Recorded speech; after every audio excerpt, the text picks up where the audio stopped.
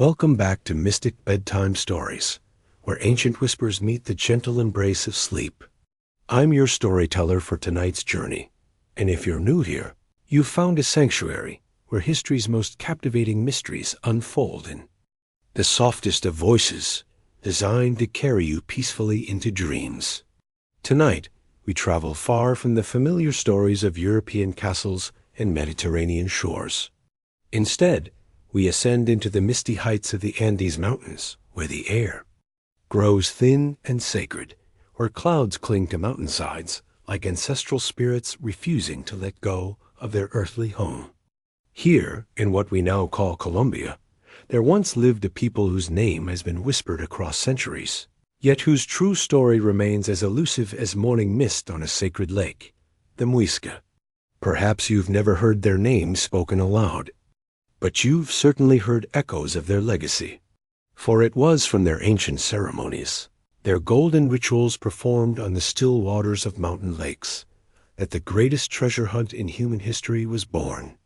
El Dorado, the Golden One, a legend that would consume the dreams and ultimately the lives of countless Spanish conquistadors, who searched desperately through endless jungle and treacherous mountain passes for a city of gold that never existed, in the way they imagined. But tonight, as rain begins to fall gently on the peaks of the Cordillera Oriental, as mist rises from lakes that have reflected the same stars for thousands of years, we discover the truth behind the legend. We learn that El Dorado was never a place at all, but a person. Not a city of gold, but a man covered in gold dust, stepping reverently into sacred waters as his people watched in silent devotion. Close your eyes now and let your breathing slow. Feel yourself leaving behind the weight of the modern world. Let go of traffic sounds and digital notifications, of schedules and obligations. Instead, allow yourself to drift backward through time, carried on Andean winds that have blown unchanged for millennia. The air here is different, thinner, carrying the scent of high-altitude flowers and the promise of ancient secrets. You are ascending now, climbing invisible paths through cloud forests where every tree drips with moisture and mystery. The temperature drops as you rise higher, and you pull an imaginary blanket of soft alpaca wool around your shoulders. Your breathing deepens as the oxygen grows thin, but somehow this makes you feel lighter, more ethereal, as if you're becoming part of the mist itself. Below you, modern cities fade away like forgotten dreams. Above you, the peaks of the eastern Cordillera pierce through blankets of cloud, their snow-capped summits catching the last rays of a sun that set centuries ago. And there, nestled in a valley carved by glaciers and shaped by the patient hands of time, lies a lake so perfectly round it seems crafted by the gods themselves. Lake Guatavita. Its name rolls off the tongue like a prayer in an ancient language. Guatavita, where the golden ceremonies took place, where a civilization's most sacred rituals unfolded under stars that still shine down on its quiet waters. As you float above this mystical landscape, suspended between earth and sky, between history and legend, you begin to hear them, the whispers of the Muisca. They speak not in Spanish or English, but in a language older than European colonization, older than the Inca Empire, older than the great cities of Europe. Their voices carry on the wind like the soft susurrus of reeds along the lakeshore, telling stories that have never been written down in any book, stories that live only in the mist and the memory of mountains. Tonight, you are about to become the keeper of these whispers. You will walk among a people who understood that true gold is not the metal that can be melted and molded, but the golden light of dawn on sacred waters, the golden moments of connection between human and divine, the golden truth that some treasures can only be found by those willing to look beyond the surface of things. So settle deeper into your comfortable place, whether it's a favorite chair or the familiar embrace of your bed. Let your body relax completely, feeling yourself sinking not just into physical comfort, but into the embrace of an ancient story. that has been waiting centuries to be fully understood. Your journey with the Muisca begins now. In the time when the high valleys of the Andes knew only the footsteps of their original children, when the concept of El Dorado existed not as a destination to be conquered, but as a sacred ritual to be honored. The mist is lifting now, revealing glimpses of a world that once was, and in that world we begin our story. Listen closely, for the whispers of the Muisca are about to reveal their deepest secrets, and through them you'll discover that the greatest treasures are often found not by seeking, but by simply learning to see what has always been there, waiting patiently for those with eyes to recognize its true worth. The golden ceremonies are about to begin, and you, dear listener, are about to witness the birth of the world's most enduring legend. In the beginning, there was mist. Long before the first Spanish ship appeared on the horizon of the Caribbean coast, long before the word Colombia was ever spoken, the high plateaus of the eastern Cordillera were shrouded in a perpetual embrace of clouds and fog. This was not the harsh, impenetrable mist of northern seas, but something softer, more welcoming, like the breath of sleeping giants rising from valleys carved by ancient glaciers.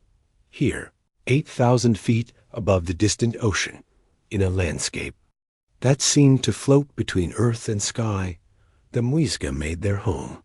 They called this land Bacata, meaning the place of the planted fields, though later Spanish tongues would twist this into Bogota. But names are just sounds carried on the wind. What matters is the feeling of this place, the way morning light filters through mountain mist to reveal rolling hills covered in emerald grass, dotted with lakes that mirror the vast Andean sky.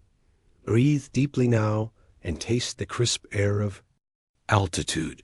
Feel how each breath requires a moment's pause, how your lungs work gently to extract life from this rarefied atmosphere.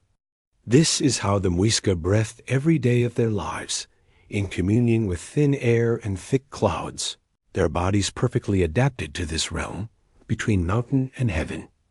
The Cundiboyacense Plateau stretches before your mind's eye like a green tapestry woven by patient hands. Unlike the sharp, jagged peaks that pierce the sky elsewhere in the Andes, here the mountains roll in gentle curves, their slopes soft with centuries of volcanic soil and highland grass. This is a feminine landscape, nurturing and protective, cupped like two hands holding precious water.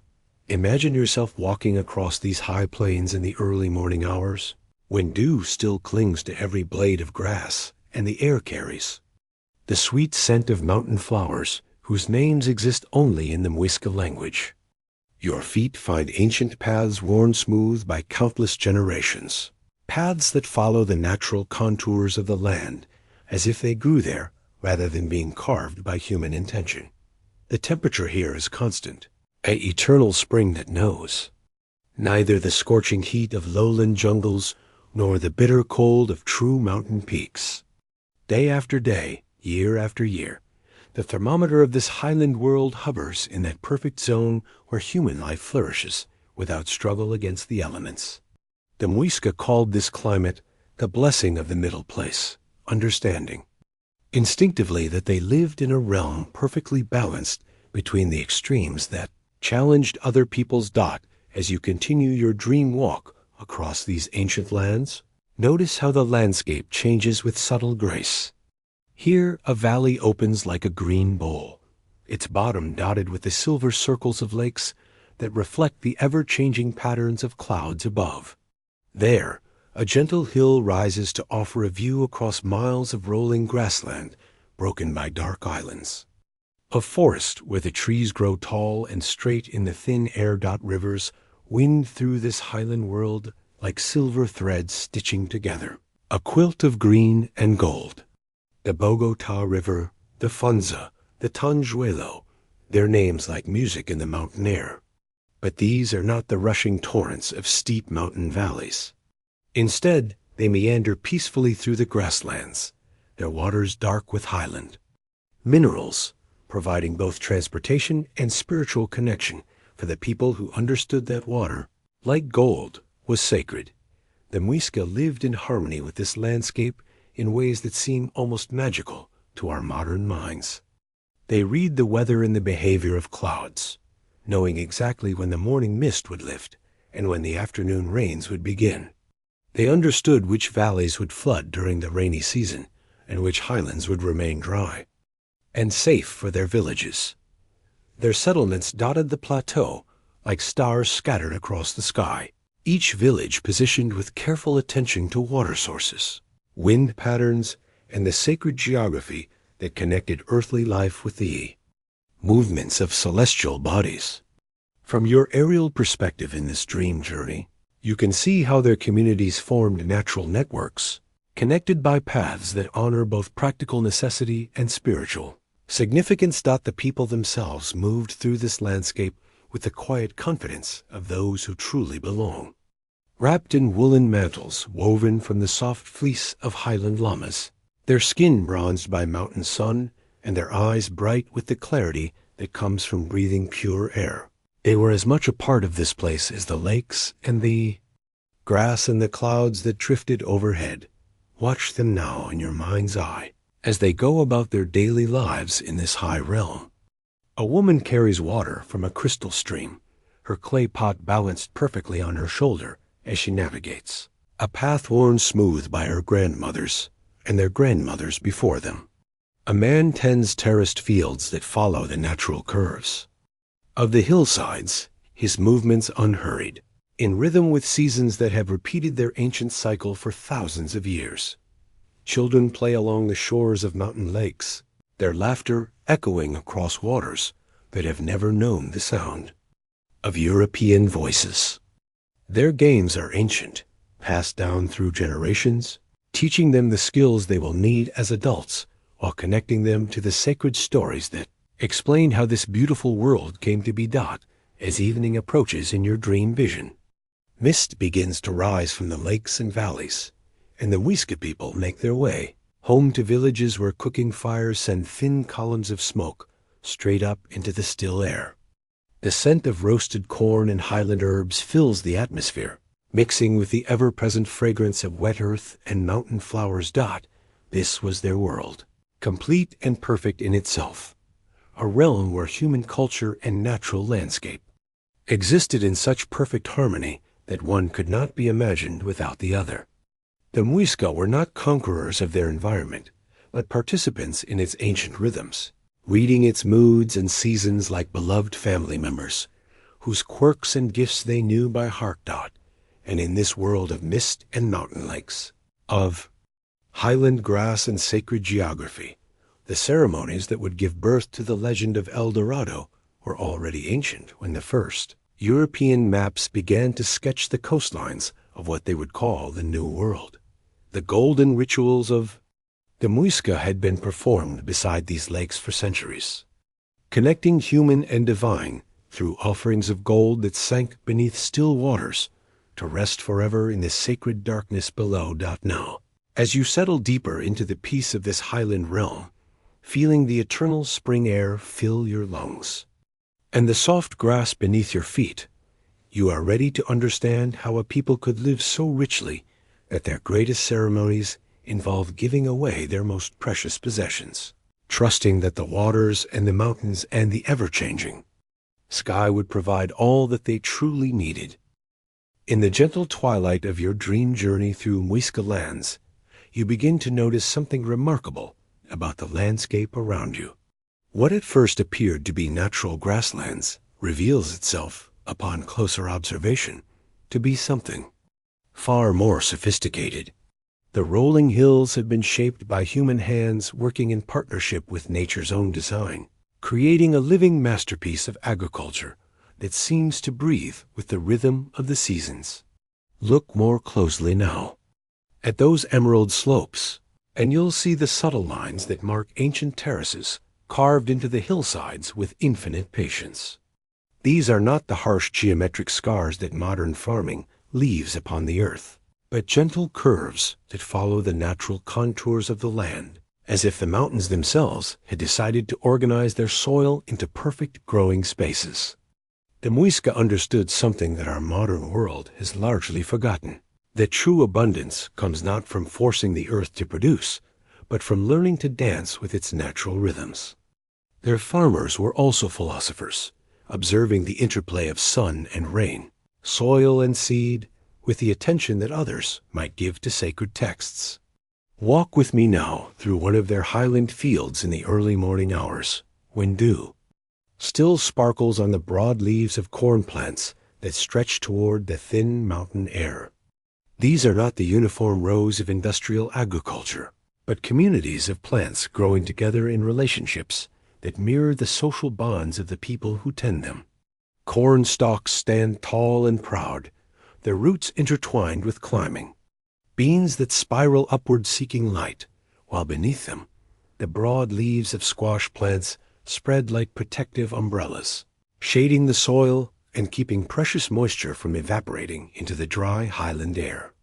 This ancient partnership of corn, beans, and squash, which indigenous peoples across the Americas called the Three Sisters, created a perfect cycle of giving and receiving.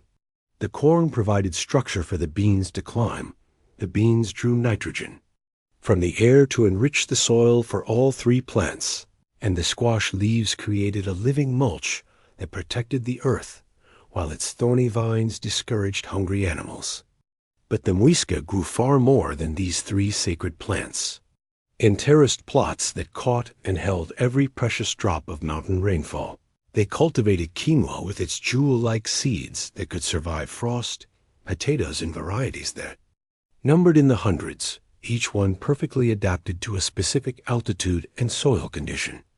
Sweet potatoes with flesh like sunset colors, yucca with roots that could be stored for months, and amaranth, whose tiny seeds provided protein-rich sustenance during the lean months of the dry season. Feel yourself kneeling now in one of these ancient gardens, your hands gentle in the dark highland soil. The earth here is rich and alive, full of worms and beneficial insects, fungi and bacteria, working together in partnerships too complex for the human mind to fully comprehend. This is soil that has been loved for generations, fed with compost and organic matter, never forced to produce more than it can give sustainably. The Muisca farmers worked these terraces with tools made from wood and stone, implements that connected them directly to the earth they tended. No metal plows to tear through the soil's delicate structure, no chemicals to disrupt the intricate web of life that made true fertility possible. Instead, digging sticks worn smooth by countless hands, hoes carved from hardwood, and baskets woven from mountain grass to carry the harvest home. As the morning mist lifts from the valleys and the sun climbs higher in the thin air, you notice movement along the ancient paths that connect village to village across this highland world.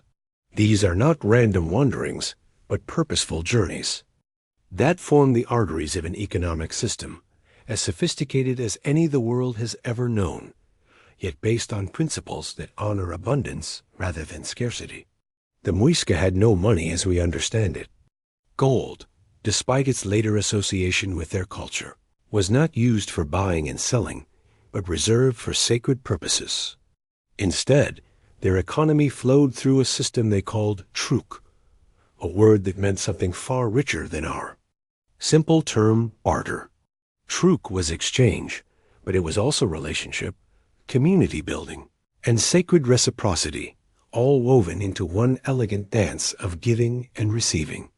Watch now as a family from the highland terraces makes its way down mountain paths toward one of the great market gatherings. Their llamas are loaded with carefully balanced packs containing sacks of quinoa and dried potatoes, woolen textiles woven in patterns that tell the stories of their ancestors, and ceramic vessels formed from highland clay and fired in kilns. Bet used the thin mountain air to create temperatures that turn earth into art. At the market, which appears as if by magic in clearings that serve this purpose on specific days determined by ancient calendar calculations, they will meet people from other ecological zones, each bringing the unique gifts of their particular landscape. From The warmer valleys come families carrying baskets heavy with fresh fruits, avocados with skin like leather and flesh like butter, papayas sweet as mountain honey, and mangoes that capture sunshine in their golden flesh.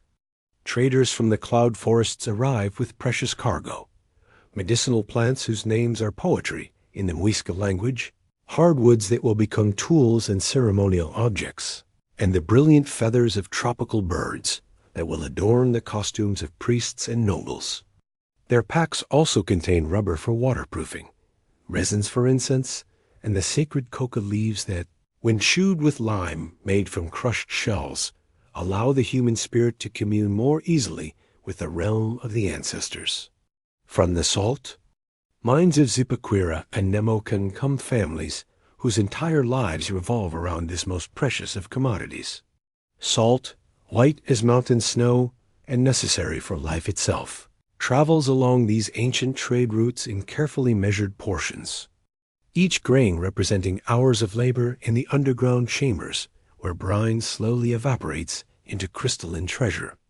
The exchange itself is a ritual as beautiful as any religious ceremony.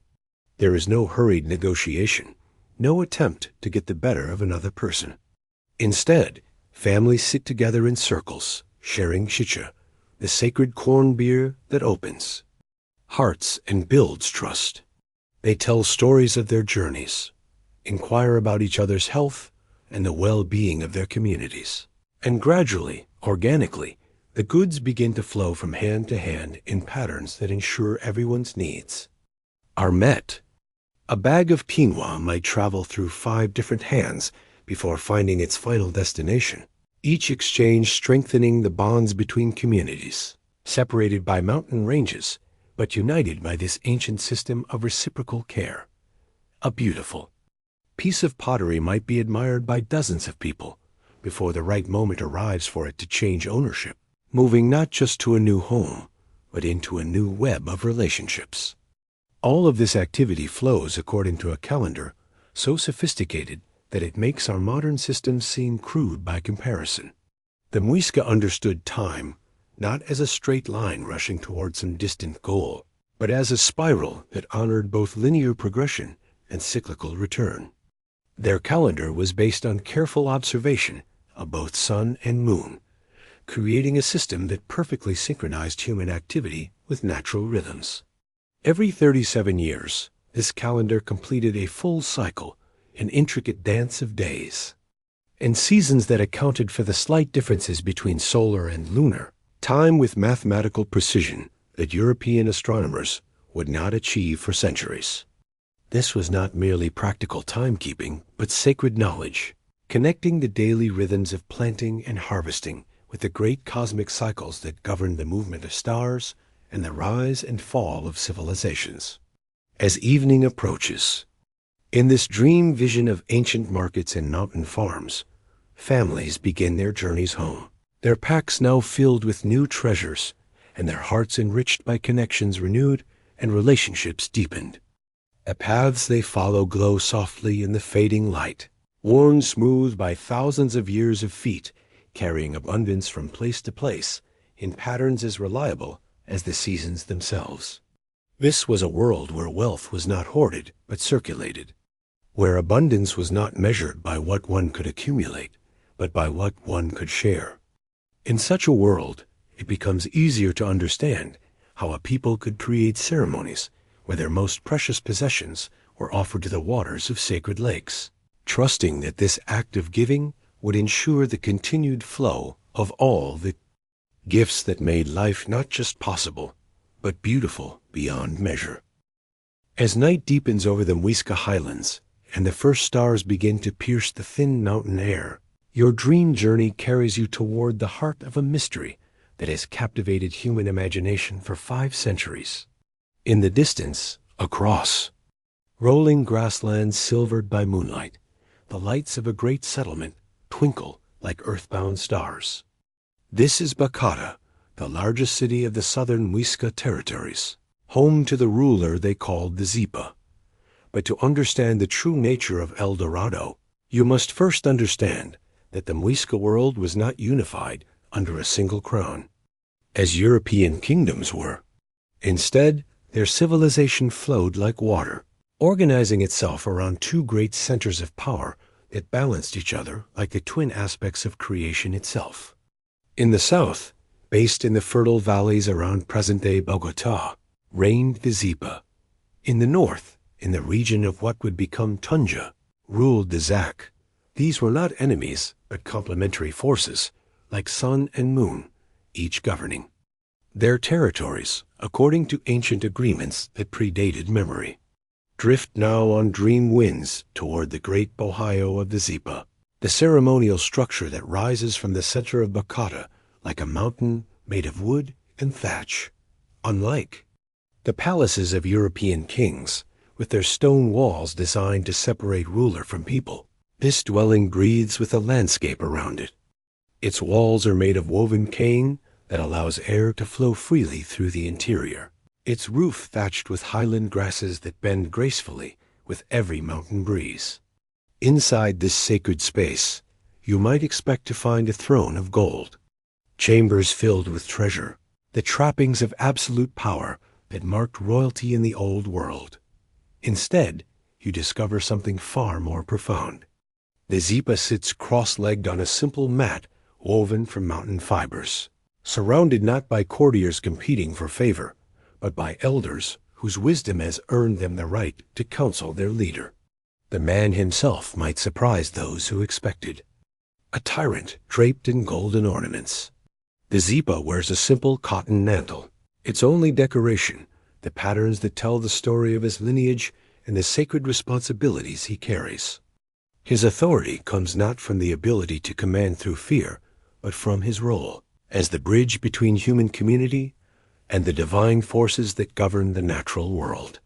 For the Zipa is more than a political leader. He is the living embodiment of the connection between his people and the sacred geography they inhabit. When drought threatens the highland valleys, it is the Zipa who must journey to the holy lakes to perform the ceremonies that will restore the balance between earth and sky. When conflicts arise between communities, he serves not as judge, but as the vessel through which ancient wisdom flows to restore harmony. But it is in his most sacred role that the Zipa becomes the figure who will echo through history as El Dorado, the Golden One. For when the time comes for the great ceremonies that renew the cosmic order and ensure the continued fertility of the land, the Zipa must undergo a transformation that transcends the merely human. Picture now the preparation for such a ceremony, as servants of the temple begin the sacred work that will transform an ordinary man into a living symbol of divine light. The Zipa enters a period of fasting and purification that may last for weeks, during which he consumes only the most sacred foods and drinks, only water drawn from springs considered to be doorways to the underworld. As the day of ceremony approaches, the entire highland region seems to hold its breath in anticipation. Families from villages scattered across hundreds of square miles begin their pilgrimage toward the chosen lake, carrying offerings that represent the finest work of their hands and hearts. Goldsmiths arrive with their most exquisite creations, tiny figures worked in the precious metal that captures and holds the light of the sun itself. The lake selected for this ultimate ceremony is Guatavita, a perfectly circular body of water nestled in a crater formed by ancient volcanic forces. From above, it appears as a mirror placed by the gods themselves in the heart of the mountains, its dark waters reflecting not just the sky, but the deepest mysteries of existence. The shores of this sacred lake have witnessed ceremonies for so many centuries that the very stones seem to vibrate with accumulated spiritual power. On the night before the great ritual, the Zipa undergoes the final stage of his transformation. In a ceremony witnessed only by the highest priests and the keepers of the most ancient traditions, his body is carefully anointed with a sticky resin drawn from trees that grow in the cloud forests. This is not mere decoration, but a sacred preparation, for the resin will hold the gold dust that will transform him from mortal ruler into living deity. As dawn breaks over the mountains surrounding Lake Guatavita, The Zipa emerges from his ceremonial preparation as a figure that seems to have stepped from the realm of the gods themselves. Every inch of his body is covered in fine gold dust that has been pressed into the resin with reverent care, creating a surface that captures and reflects light with supernatural brilliance. He moves slowly, ceremonially, each step deliberate, and weighted with meaning that extends far beyond the merely human. The golden figure makes his way to the water's edge, where a balsa raft awaits. Its construction is much a work of art as a practical vessel. This craft has been built according to specifications passed down through generations of ritual specialists, its proportions calculated to achieve perfect balance on the sacred waters. 4 additional figures, also covered in gold, but to a lesser degree, will accompany the Zipa on his journey to the center of the lake. As thousands of witnesses line the shores of Guatavita, their voices raised in chants that seem to make the very air shimmer with spiritual energy, the golden raft begins its slow journey toward the center of the perfectly circular lake. The water, dark as obsidian and still as a mirror, barely ripples beneath the ceremonial craft. The only sounds are the soft splash of the paddle and the hypnotic rhythm of voices that carry prayers older than memory toward the dome of sky above. At the exact center of the lake, where the water is deepest and the connection to the underworld most direct, the raft comes to rest. Here, in this sacred space where the boundaries between earth, water, and sky dissolve into unity, the true ceremony begins. The Zipa, his golden body now blazing with reflected sunlight, begins to remove the offerings that have been placed upon the raft. One by one, the treasures sink beneath the dark waters. Golden figurines that represent every aspect of human and home. Natural life disappear into the depths that are believed to be the dwelling place of the ancestors. Emeralds, precious beyond measure, follow the gold into the sacred darkness below. Pottery vessels filled with chicha, the corn beer that facilitates communication with the spirit world, empty their contents into waters that will carry these offerings to the realm of the gods. And then, in the moment that gives birth to legend, the Zipa himself steps forward, with movements as graceful as those of a dancer, as deliberate as those of a priest. He slips from the raft into the dark waters of the sacred lake. For a moment, his golden form is visible beneath the surface, a sun drowning in liquid obsidian. Then he disappears completely, descending into depths that seem to connect this mountain lake with the center of the earth itself. The silence that follows is profound, as if the entire world has paused to witness this ultimate act of communion between human and divine. The thousands of witnesses on the shore stand motionless, their eyes fixed on the ripples that spread outward from where their golden ruler vanished beneath the surface. These are not ripples of disturbance, but of blessing, carrying the power of the ceremony to the farthest shores of the sacred lake. When the Zipa finally emerges, gasping and shining, the gold dust mostly washed from his body by the sacred waters, he is no longer quite the same man who entered the lake. He has been transformed by his descent into the underwater realm of the ancestors, marked by contact with forces that exist beyond the boundaries of ordinary human experience.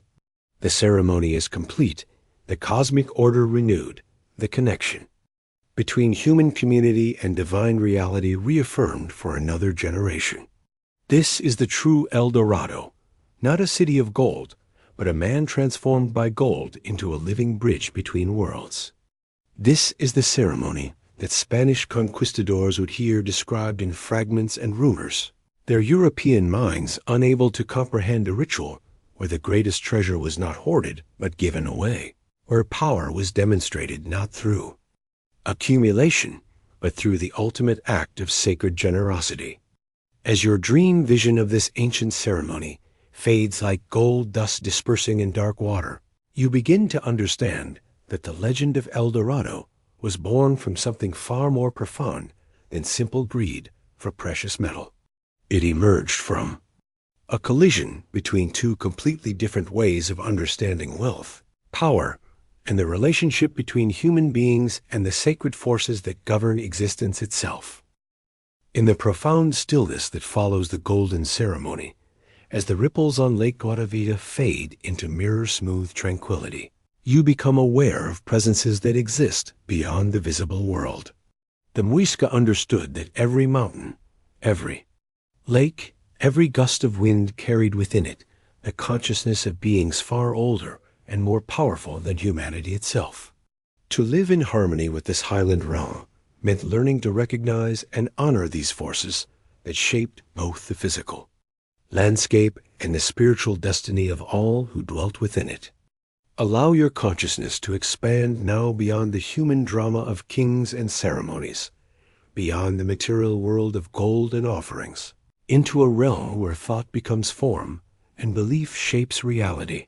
Here, in the sacred geography of Muisca, cosmology, you encounter the divine beings who govern the eternal cycles of light and darkness, growth and rest, life and death that determine the fate of all existence. High above the mountain peaks, where the air grows so thin that breath becomes prayer, dwells Su, the great Father of Light, whose golden rays give life to every growing thing. But Su is not the distant, untouchable deity of some religions.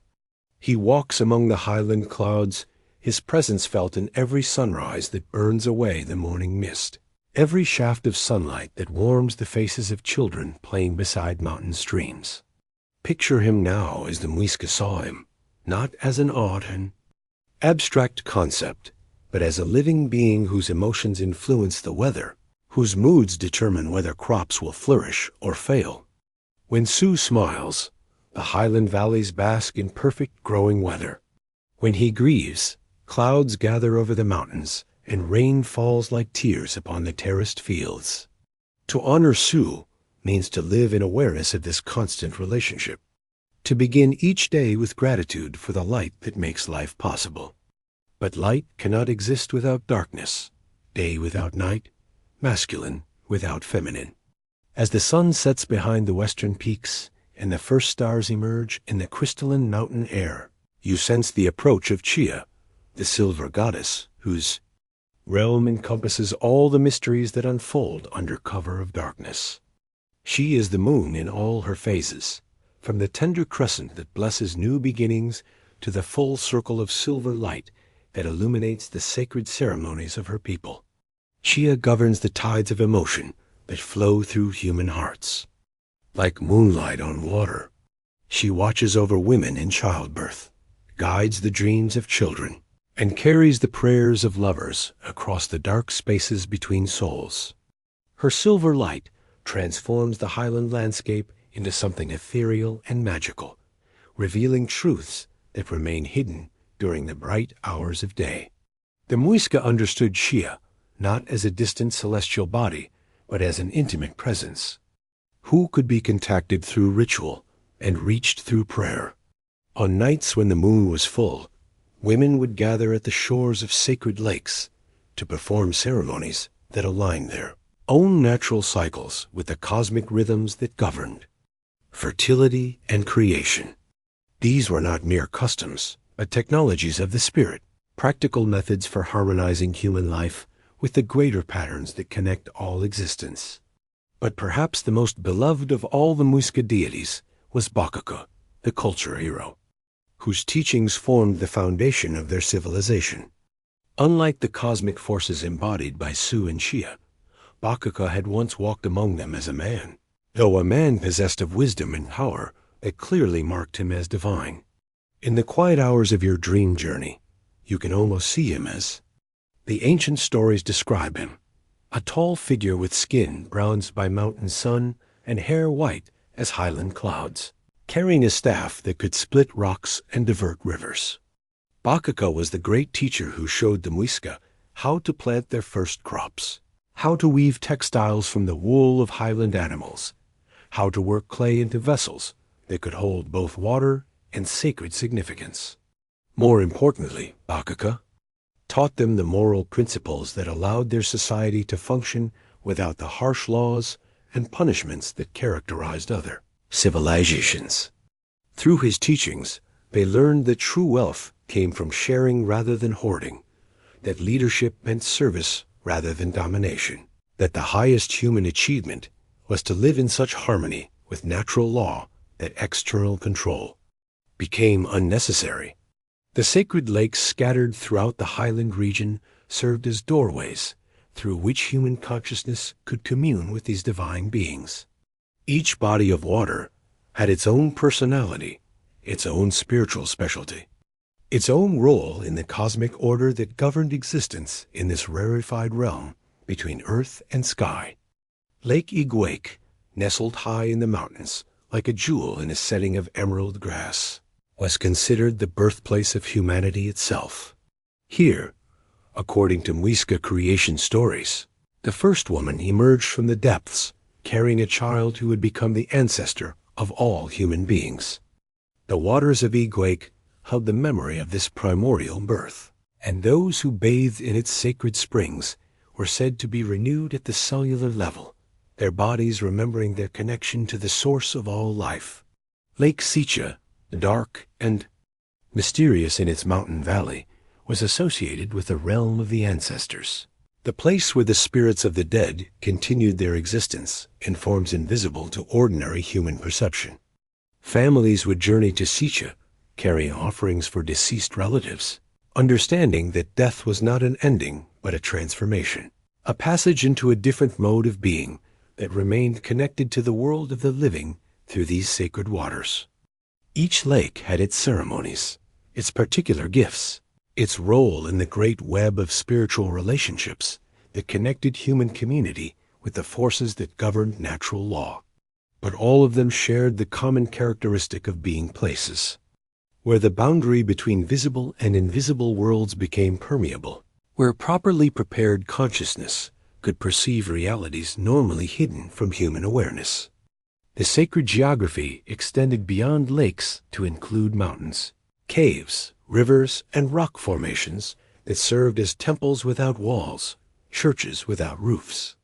Certain peaks were considered the dwelling places of specific deities, their summits, too holy for ordinary mortals to approach, except under the most carefully controlled ritual conditions. Caves were understood as entrances to the underworld, places where the spirits of the earth could be contacted by those who possessed the proper training and spiritual preparation. Even individual rocks could possess sacred significance if their shape or location marked them as manifestations of divine consciousness. The Muisca landscape was alive with spiritual presence, every element of the natural world recognized as a conscious being deserving of respect and capable of communication with those who approached with proper reverence. In this animate universe, the ceremonies involving gold took on meanings that European minds, trained in very different traditions, found almost impossible to comprehend. Gold was not valuable because it was rare or because it represented material wealth. Instead, it was precious because it captured and held the light of Su, because its imperishable nature made it a perfect symbol of divine consciousness, because its beauty reflected the radiance that the Muisca believed existed at the heart of all reality. When golden offerings disappeared beneath the dark waters of sacred lakes, they were not being wasted or discarded. They were being returned to the realm of spirit, transformed from material objects into pure energy that could nourish the divine. Beings whose continued favor ensured the prosperity and harmony of human civilization. As your dream journey through this sacred landscape deepens, you begin to understand that the Muisca lived in constant awareness of their participation in a reality far greater than the merely human. Every action, every decision, every thought was understood to have consequences that rippled through the interconnected web of relationships connecting human, natural, and divine realms. This was a world where science and spirituality were not separate disciplines, but different aspects of a single investigation into the nature of existence itself, where psychology and ecology merged into a unified understanding of the forces that shape both individual consciousness and planetary health. where economics and religion were recognized as inseparable aspects of humanity's relationship with the sources of abundance and meaning. In such a world, the ceremonies of El Dorado were not displays of primitive superstition, but sophisticated technologies for maintaining the balance upon which all civilized life depended. And the Spanish conquistadors, who would soon arrive in this highland paradise, were about to encounter a form of wealth that their European minds were tragically unprepared to recognize or understand. As dawn breaks over the sacred lakes of the Muisca highlands, painting the mist-covered waters in shades of rose and gold, you find yourself drawn into the workshop of a master goldsmith, where the mysteries of the precious metal reveal themselves in ways that challenge everything the modern world believes about wealth and value. Here, in a humble structure built from mountain stone and highland timber, an artist whose name history has forgotten performs work that rivals the greatest treasures ever created by human hands. The goldsmith sits cross-legged on a mat woven from mountain grass, his tools arranged around him with the precision of a surgeon's instruments. But these are not the heavy hammers and massive forges that European metalworkers require. Instead, his implements are delicate, almost surgical in their refinement. Tiny hammers no larger than a child's finger, chisels carved from hardwood that can shape gold with the precision of a sculptor's touch, and blowpipes made from hollow reeds that can direct flame with the accuracy of a painter's brush. Watch now as he works, his movements flowing with the rhythm of meditation, each gesture informed by knowledge passed down through generations of masters who understood gold not as mere metal, but as crystallized sunlight, the physical manifestation of divine radiance trapped in earthly form. In his hands, a small lump of raw gold begins its transformation into something that transcends the merely material. The Muisca had developed techniques for working gold that European craftsmen would not master for centuries. They understood that this precious metal possessed qualities that made it uniquely suited for spiritual work. Unlike iron, which rusts, or copper, which tarnishes, gold remains forever unchanged, its surface as bright after centuries as on the day it was first shaped. This imperishable quality made it the perfect symbol for divine consciousness, which the Muisca believed was similarly eternal and unchanging. But pure gold is too soft for many purposes, so the craftsmen learned to create alloys that combined gold with copper in proportions that produced metals with different colors and properties.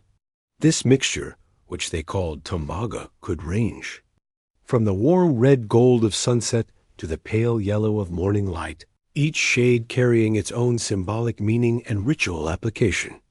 The goldsmith's fingers move with practiced grace as he shapes a small figurine that will serve not as decoration, but as a vessel for spiritual energy. This is not random ornamentation, but iconography as precise as any religious text, every detail loaded with meaning that connects the physical object with the invisible forces it represents.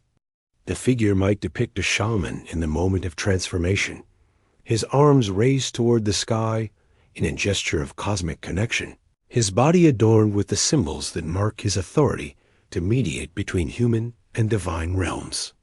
Or perhaps he crafts a representation of the sacred animals that serve as messengers between worlds, a jaguar whose spotted coat mirrors the pattern of stars in the night sky, the condor whose wings can carry prayers to the realm of the gods, the serpent whose ability to shed its skin makes it a symbol of death and rebirth.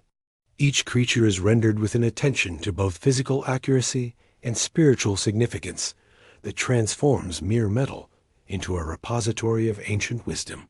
The process of creation involves not just technical skill, but spiritual preparation. The goldsmith has fasted and purified himself according to ritual requirements that connect his work with the sacred patterns that govern all creation. He understands that he is not merely shaping metal, but participating in the cosmic process through which divine consciousness manifests in material form. As you observe this ancient craft, you begin to understand why gold held such a different meaning for the Muisca than it would for the Europeans who would soon arrive seeking it. In European society, gold was primarily valuable as currency, a means of exchange that allowed the accumulation of wealth and the exercise of economic power.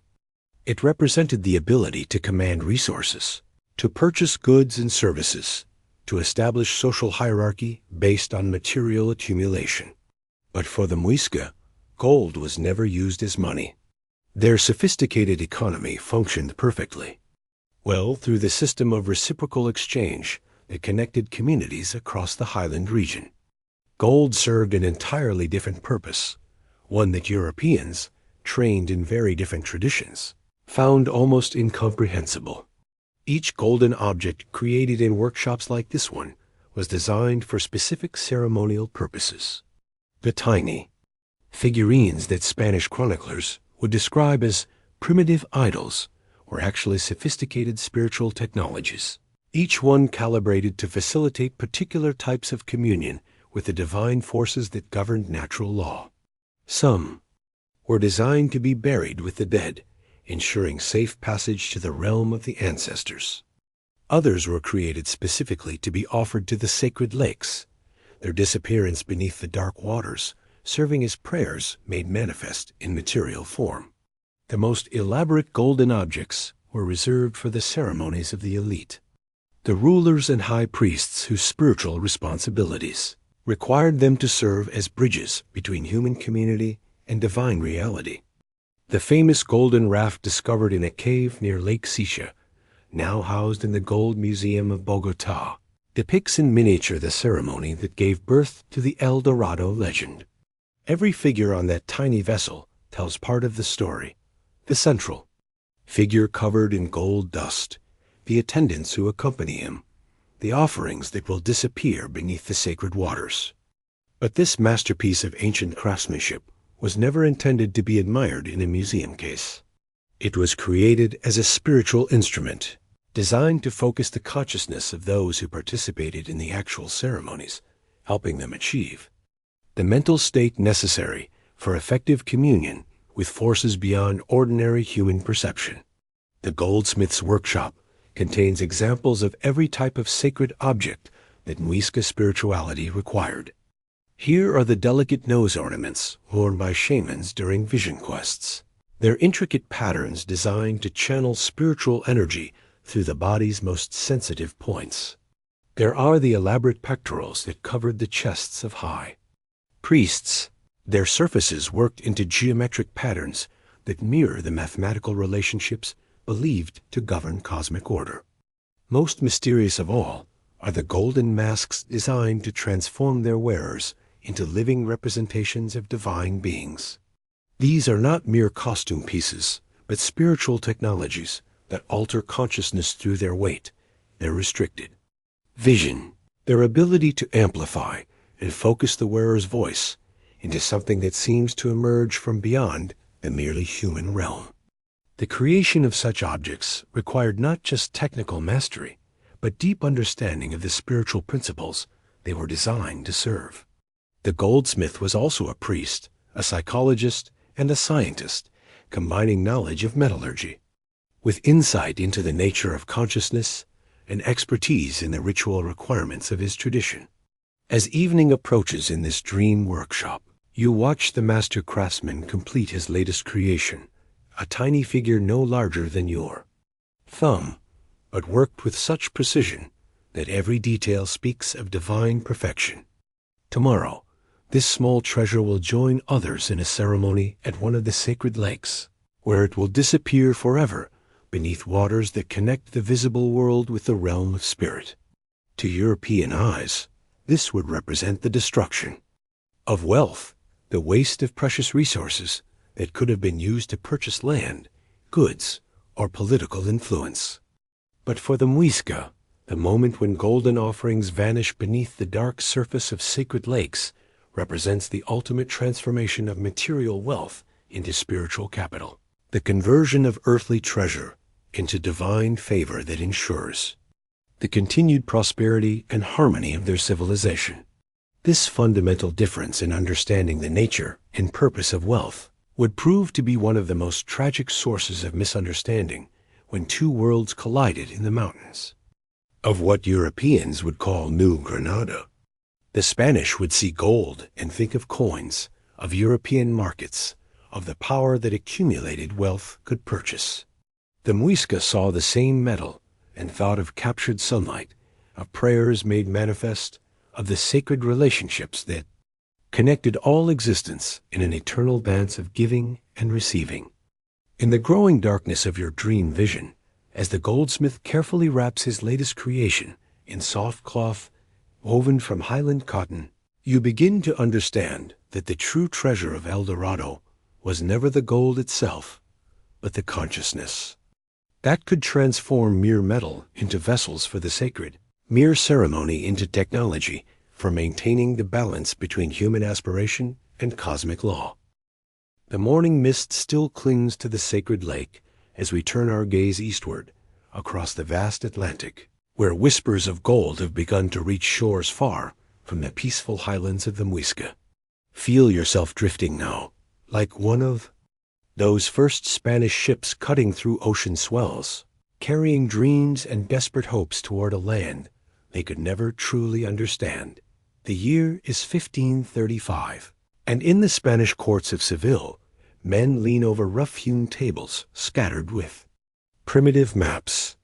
Their fingers trace uncertain coastlines while their minds dance with possibilities that glitter like fool's gold in candlelight.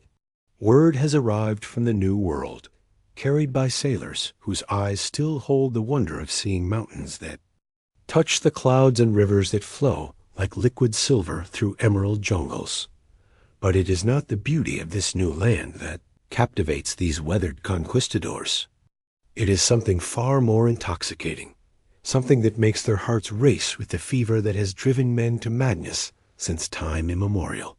They speak in hushed tones of El Hombre Dorado, the golden man. Let your breathing slow as we witness this transformation, this moment when truth begins its slow metamorphosis into legend. The stories had arrived fragmented, like pieces of a golden mirror scattered across the ocean. Indigenous traders, captured and questioned, spoke haltingly. In broken Spanish of ceremonies they had witnessed, they described a man, a king, whose skin gleamed like the sun itself, who walked across the waters of a sacred lake as if he were a god made manifest. The narrative of the Golden Man stems from an ancient Muisca ritual in which a newly appointed tribal leader was adorned with gold dust and transported to the heart of the sacred Lake Guatavita. But in the retelling, in the desperate translation from one world to another, something essential was lost. The spiritual became material. The sacred became profane. The ceremony became a city. Feel yourself sinking deeper now, as if you too are being drawn into the same dream that possessed these early explorers. Sebastian de Benalcazar was among the first to feel this golden fever coursing through his veins. A Spanish conquistador who had traveled with Christopher Columbus and Francisco Pizarro sought El Dorado in southwest Colombia in 1535. Picture him now, this hardened soldier who had witnessed the fall of the mighty Inca Empire, standing at the edge of the known world with nothing but rumors and hope to guide him forward. The wind carries whispers across the Colombian highlands as Benalcazar's expedition moves through valleys shrouded in eternal mist. His men, their armor heavy with condensation, peer through the fog as if expecting to see golden spires rising from the mountains at any moment. They question every indigenous person they encounter, their interpreters struggling to bridge not just languages, but entire ways of understanding the world. Where is the golden man? They ask, again and again. But how do you explain to men who measure worth in weight that gold, to the Muisca, was light itself? How do you tell treasure hunters that the true treasure was the moment when the morning sun kissed the surface of the sacred lake, transforming water into liquid gold? Your eyelids grow heavy as we follow these ghostly figures through the cloud forest, their footsteps echoing across centuries. That same year, from a different direction entirely, came Nicolaus Federmann, a German explorer of Venezuela and Colombia. Also led an expedition seeking El Dorado in 1535. Picture this strange figure, his pale skin burned by the equatorial sun, leading his band of mercenaries through territories that seemed to exist at the very edge of the world map. Federmann's men spoke in guttural German as they hacked their way through vegetation that seemed to grow back behind them faster than they could cut it down. They carried with them the methodical precision of their homeland, carefully documenting every stream, every mountain pass, every indigenous settlement they encountered. Yet for all their meticulous record-keeping, they were chasing something that could never be captured in their ledgers and charts. The jungle breathes around them, exhaling moisture that turns their steel weapons slick with rust. Parrots call from the canopy above, their cries sounding almost like laughter to men whose dreams of easy gold grow more desperate with each passing day. At night, around flickering campfires, they tell and retell the stories that brought them. Here, each telling adding new details, new embellishments, until the simple truth of a ceremonial ritual has become a vast city paved with gold.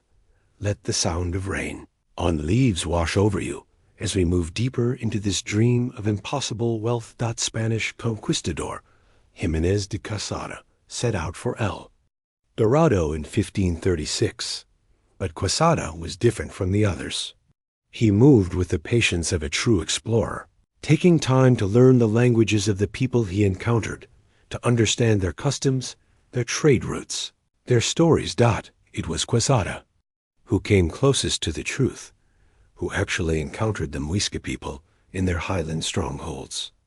Picture the moment when his expedition, after months of grueling travel through swamplands and up treacherous mountain paths, finally emerged onto the high plateau of Cundinamarca.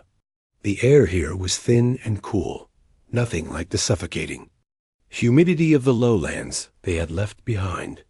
Before them spread a landscape that seemed almost European in its ordered beauty. Carefully terraced fields, neat settlements, and in the distance, the glimmer of water. Lake Guadavita, though Quesada did not yet know its name or significance. He saw only another obstacle between him and the golden city that surely lay just beyond the next ridge. Feel yourself floating now, suspended between dreams and memory. As we witness this fateful meeting of worlds, the Muisca watched these strange pale visitors with a mixture of curiosity and apprehension. They had heard tales from traders who had encountered other Spanish expeditions along the coast. Some of their neighbors spoke of terrible battles, of cities destroyed and peoples enslaved. Yet these newcomers seemed different somehow, more interested in conversation than conquest.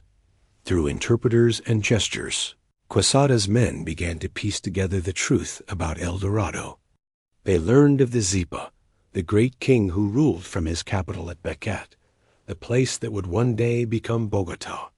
They heard detailed descriptions of the golden ceremony, of the new ruler being covered in gold dust and rode out to the center of the sacred lake. But even as they gathered this information, even as they began to understand that El Dorado was not a place but a person, not a city but a ceremony, the dream proved too powerful to abandon. Surely, they reasoned, if one king possessed so much gold that he could afford to throw it into a lake, there must be vast mines hidden somewhere in these mountains. Surely there must be a storehouse, a treasury, a golden city waiting to be discovered. Breathing becomes slower, deeper, as if you are inhaling the very mist that clings to these ancient mountains. Word of these discoveries spread back to the tomb, Spanish settlements along the coast like wildfire. Each messenger who carried news eastward added his own flourishes to the tale. The golden man became a golden king. The golden king became a golden city. The golden city became a golden empire, vast and glittering, waiting somewhere in the unmapped interior of this new continent. Upon their arrival, Spanish conquistadors misinterpreted these accounts of gold-rich ceremonies as indications of a city entirely constructed of gold and embellished with jewels. This transformation was as inevitable as it was tragic. Men who had crossed an ocean in pursuit of wealth could not comprehend a people who valued gold not for its rarity, but for its resemblance to sunlight. The story spread beyond the Spanish settlements carried by traders and sailors to ports throughout the Caribbean and beyond. In taverns from Cartagena to Seville, men gathered around rough wooden tables to hear the latest tales from the interior. Each telling made the Golden City more magnificent, more real, more tantalizingly within reach. Let yourself drift now on. Currents of legend and longing, as the dream of El Dorado takes on a life of its own. By 1540, the fever had reached epidemic proportions. Ships arrived in the Korean colonies, loaded not with supplies for sustainable settlement, but with men whose eyes burned with golden dreams. They brought inadequate provisions, insufficient knowledge of the terrain, and hearts full of dangerous hope. The most ambitious of these dreamers was Gonzalo Pizarro, brother of the famous conquistador who had toppled the Inca Empire. Gonzalo Pizarro, brother of Francisco, was governor of Quito at the time when the legend of El Dorado was developing. In February 1541, he led an expedition out of Quito to the east, hoping to find the country of this golden king. Picture Pizarro in his governor's palace in Quito, poring over maps and reports. The thin air of the high Andes whistles through the windows as he plans what he believes will be the greatest treasure hunt in human history. Gonzalo Pizarro aimed to find the legendary El Dorado and the Pays de la Canela, or the land of cinnamon. In his mind, the expedition would be glorious, triumphant, the crowning achievement of Spanish exploration in the New World. In Quito, Gonzalo Pizarro collected a force of 220 Spaniards and 4,000 natives. Imagine the spectacle as this massive expedition prepared to depart. The Spanish soldiers checked and rechecked their armor, their weapons, their supplies. The indigenous porters, many of them pressed into service against their will, loaded pack animals with provisions that would prove woefully inadequate for the journey ahead. Feel the weight of anticipation in the mountain air as this doomed expedition prepares to chase shadows into the heart of darkness. At the same time, as second in command, Orellana was sent back to Guayaquil to gather troops. Francisco de Orellana, Pizarro's trusted lieutenant, would play a crucial role in what was to become one of history's most extraordinary journeys.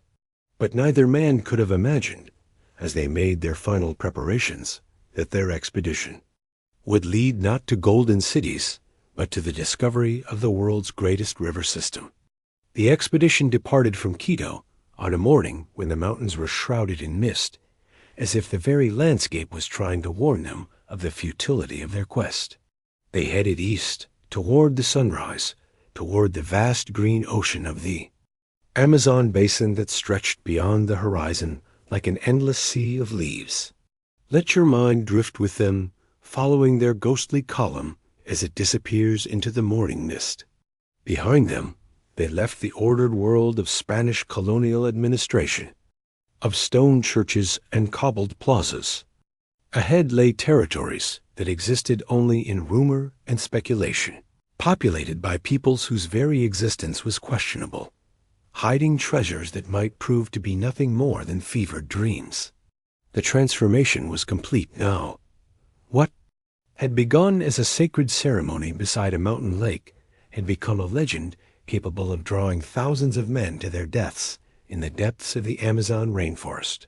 The fascination with El Dorado spurred numerous expeditions, especially in the 16th century. Each new expedition carried with it the accumulated weight of all the dreams and disappointments that had come before. Your breathing grows ever slower as we prepare to follow these doomed expeditions into the green heart of the continent. The irony was profound and heartbreaking. While Spanish conquistadors stumbled through unmapped jungles in search of a golden city that existed only in their imaginations, the real El Dorado, the sacred ceremony, The spiritual connection between the Muisca people and their divine lake continued to take place on the shores of Lake Guadavira, as it had for centuries, before any European ship had appeared on the horizon. The golden man still emerged from the waters at dawn, his skin gleaming with sacred dust. The priests still chanted the ancient songs. The offering still sank slowly through the clear water to rest on the Lake Baru alongside centuries of devotion. But now these ceremonies took place in the shadow of an approaching catastrophe that would forever change the highland world of the Muisca. Feel yourself sinking now, like those golden offerings, through layers of history and legend, toward a deeper understanding of this tragic transformation. As sleep beckons you deeper into this ancient dream, remember that the Spanish conquistadors were not uniquely evil men. They were products of their time, shaped by a worldview that equated worth with weight, that saw the natural world as something to be conquered rather than revered. They pursued El Dorado with the same fervor that had driven their ancestors to fight in the Crusades, believing themselves to be serving both God and King in their relentless pursuit of gold. But in chasing their golden dreams through the mists of the Andes and the depths of the Amazon, they set in motion forces that would ultimately destroy the very thing they sought. The real treasure was not the gold itself, but the civilization that had created such beautiful ceremonies, such profound connections between human beings and the natural world around them. Let the whispers of wind through the highland grass carry you deeper into sleep, where the golden man still walks across. The waters of the sacred lake and the legend of El Dorado continues to shimmer just beyond the edge of waking consciousness. The golden dreams that carried Spanish conquistadors through mist-shrouded valleys now turn dark as storm clouds gathering over the sacred lake. Feel your breath becoming slower, deeper, as we witness the collision of two worlds, one that measured wealth in ceremonies and connection to the divine, another that waded in metal torn from the earth. Let yourself drift back to those fateful years when the highland peace was shattered forever. The year is 1537, and the morning. Mist rises from Lake Guadavira as it has for centuries uncounted. But today, something is different. The Muisca priests, performing their dawn rituals, can feel it in the air, a disturbance in the ancient rhythms that have governed their world since time immemorial. Far below in the valleys, dust clouds rise where no dust should be, and the mountain echoes carry sounds that do not belong to this sacred place. Breathe deeply now, and let yourself become one with the mountain wind that carries both blessing and warning across the highland plateau. Gonzalo Jimenez de Quesada's expedition, which had begun with roughly 800 Spaniards in April 1536, had been reduced to a mere fraction of its original size by disease, hunger, and the unforgiving. Journey through Colombia's interior. The survivors who finally emerged onto the Muisca plateau were not the confident conquistadors who had departed from Santa Marta. They were gaunt, desperate men whose armor hung loose on their frames, whose eyes held the hollow look of those who have seen too many companions die in foreign jungles. Yet even in their weakened state, these strangers possessed something that would prove more devastating than any army. They carried with them diseases for which the Muisca had no immunity, and a worldview so fundamentally different from indigenous understanding that true communication between the cultures would prove nearly impossible. Picture now the first encounter between these two worlds. The narratives of the exhausted conquerors describe attacks by hundreds of warriors against their greatly reduced troops. But what they could not understand was that this was not simple aggression. The Muisca were defending something far more precious than territory. They were protecting a way of life that had flourished in harmony with the highland environment for over 1,000 years. Let your mind drift like smoke from a sacred fire as we witness this tragic misunderstanding unfold. The main leader of the Muisca on the Bogota savanna at the time of the conquest was Tisquisusa. Imagine this great Zipa standing at the edge of his highland realm, watching these pale strangers emerge from the mists like figures from an apocalyptic dream. Tisquasusa had ruled his people with wisdom, maintaining the delicate balance between the various caciques and ensuring that the ancient ceremonies continued to honor the lake spirits and mountain gods. Tisquasusa was not naive about warfare. The Muisca had their own conflicts, their own strategies for dealing with aggressive neighbors. But the kind of total war that the Spanish brought with them, warfare aimed not at achieving specific territorial goals, but at the complete subjugation of entire peoples, was something beyond his experience or imagination. The Zipa's first response was neither immediate hostility nor submission, but rather the careful diplomacy that had served his people well in dealing with neighboring tribes. He sent emissaries bearing gifts, attempting to understand what these strangers wanted, hoping to find some way to accommodate their presence without destroying the peaceful order of Muisca society. Feel yourself sinking deeper into this ancient dream, where the weight of impending tragedy presses down like the thin air of the high mountains. But the Spanish had not traveled across an ocean and suffered through months of jungle hell to engage in diplomatic niceties. They had come seeking gold, and every day that passed without discovering vast treasures only intensified their desperation. When Muisca diplomats offered gifts of woven textiles, foods, and small golden ornaments, the conquistadors saw only tantalizing hints of the vast wealth that must lie hidden somewhere in these mountains. The first major confrontation occurred at Unbroken, an important salt-producing settlement that represented the economic heart of Muisca trade networks. At Unbroken, the Spanish encountered their first organized resistance from Muisca warriors. Picture this scene, the morning sun glinting off. Spanish steel as armed horsemen face indigenous warriors whose weapons are made of wood, stone, and bronze, but whose knowledge of the terrain and fierce devotion to their homeland makes them formidable opponents. The battle was brief but devastating. Spanish horses, unknown to the Muisca, created panic among warriors who had never seen such creatures. Spanish crossbows and arquebuses, though slow to reload, could kill at distances that made traditional indigenous tactics ineffective. Most tragic of all, Spanish diseases had already begun to spread through Muisca settlements, weakening defenders even before the fighting began. Let the sound of wind through the paramo grass carry you deeper into this sorrowful tale. Tisquasusa led numerous efforts to resist the Spanish invasion, but was eventually killed in battle. The death of the great Zipa marked the beginning of the end for Muisca independence. Finally discovering the ruler's stronghold in the mountains, Jimenez de Coisara launched a nighttime attack, during which the Zipa was accidentally killed. Imagine that final battle, fought in the thin air of the high Andes under a canopy of stars that had witnessed centuries of Muisca ceremonies. Tisquasusa, no longer young, stood with his warriors as Spanish soldiers crept through the darkness toward his mountain stronghold. The Zipa knew that this might be his last night on earth, but he also knew that retreat would mean abandoning everything his ancestors had built on this sacred plateau. The battle was chaotic, fought more by feel than sight in the pre-dawn darkness.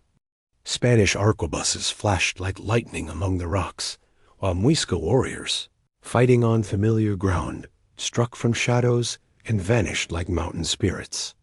In the confusion, a Spanish crossbow bolt found Tisquasusa, and the great defender of the highland realm fell among the stones where his people had worshipped for generations.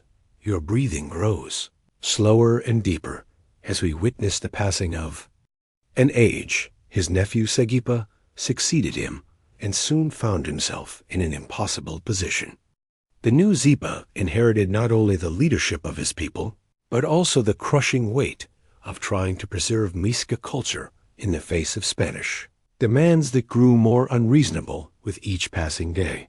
Sagipa was a different kind of leader, and his uncle, where Tisquasusa had been a warrior king in the traditional mold, Sagipa was more of a diplomat, a man who understood that direct military resistance against Spanish technology and tactics was futile.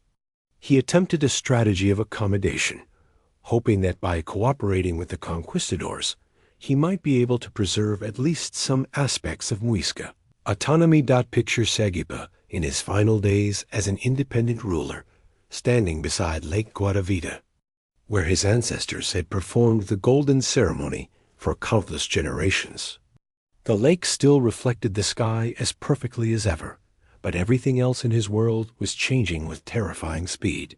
Spanish soldiers had established camps throughout Muisca territory. Spanish priests were condemning indigenous religious practices as devil worship, and Spanish officials were demanding to know the location of gold mines that existed only in conquistador fantasies. Let yourself drift like mist across the surface of the sacred lake, carrying the dreams and sorrows of a vanishing world. The Spanish were convinced that the Muisca were hiding vast treasures. They had witnessed the golden ceremony. They had seen the beautiful golden artifacts in temples and burial sites, and they simply could not believe that a people capable of creating such wealth would not have accumulated enormous stores of precious metal. To Spanish thinking, the ceremony at Lake Guatavita represented not spiritual devotion, but criminal waste. Gold that should have been hoarded was instead being thrown into water where it could benefit no one. When Sagipa saw the Muisca lost faith in his rule, he surrendered to De Quesada. Outraged by his refusal to hand over the treasure, Sagipa was tortured with iron bars. In early 1539, the last Zipa died in the Spanish camp in Boza as a result of the torments by the Spanish rulers. Torture and death of Sagipa represents one of the darkest chapters in the Spanish conquest of the Americas. Here was a leader who had voluntarily surrendered, who had cooperated with his captors to the best of his ability, who had honestly tried to explain that the gold the Spanish sought simply did not exist in the quantities they imagined. But Spanish greed and frustration had reached such proportions that they were willing to torture a cooperative prisoner to death rather than accept that their golden dreams were based on fundamental misunderstandings. Feel the weight of this tragedy settling over the highland plateau like evening shadows. Imagine Sagipa's last days, held prisoner in the Spanish camp at Boza, while his captors subjected him to increasingly brutal tortures. The iron bars heated, red-hot in campfires, the endless questions about treasure that did not exist, the screams that echoed across waters where his ancestors had once performed ceremonies of such beautiful spiritual significance. The last Zipa died not as a warrior in battle, but as a victim of European avarice and ignorance. The Spanish executed the last Muisca sovereigns, Sagipa and Aquamanzac, in 1539 and 1540 respectively. With the deaths of these leaders organized, Muisca resistance effectively came to an end. The Highland Confederation that had governed the plateau for centuries simply ceased to exist as a political entity, but the Spanish were still not satisfied. The gold they had seized from temples and burial sites, while substantial, fell far short of their expectations.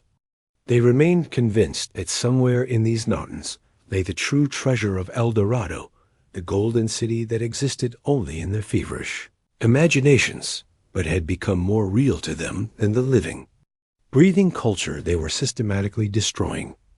Let your consciousness drift downward now, like golden offerings sinking through clear water toward the lake bottom, where centuries of dreams lie buried.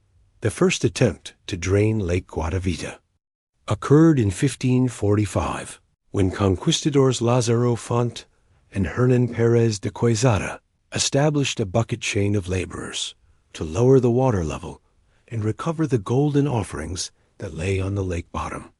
Picture this scene of almost unimaginable hubris: Spanish colonists and enslaved, indigenous workers standing waist-deep in the sacred waters, passing bucket after bucket up the steep sides of the crater lake in an attempt to expose centuries of spiritual devotion to the crude light of day.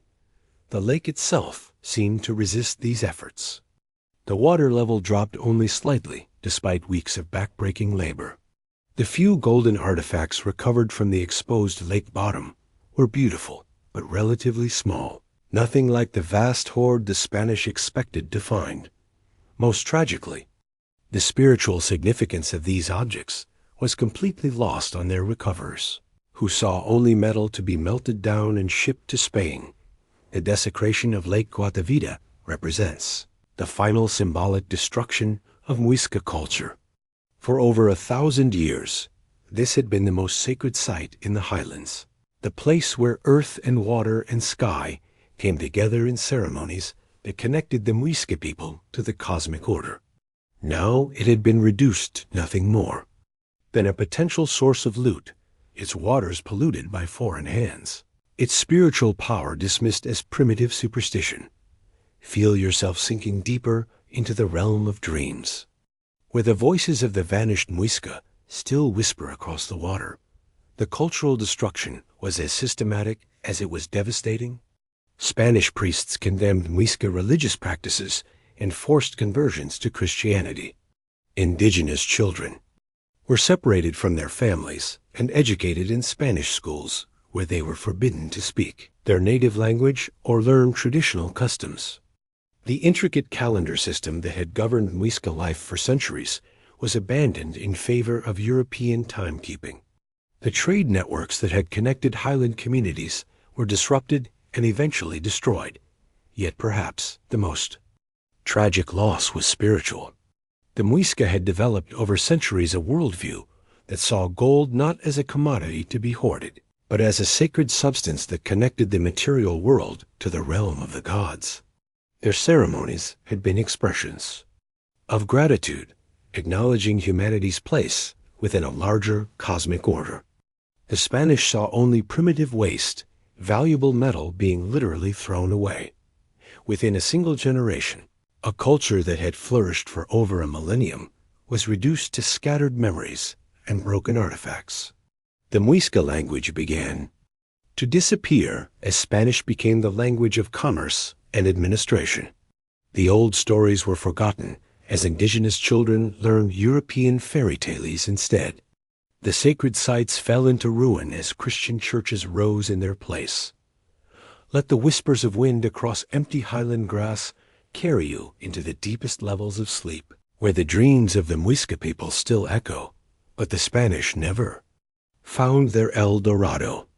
Despite decades of searching, despite torturing indigenous leaders and draining sacred lakes, despite conquering an entire civilization, they never discovered the golden city that had driven them to such extremes.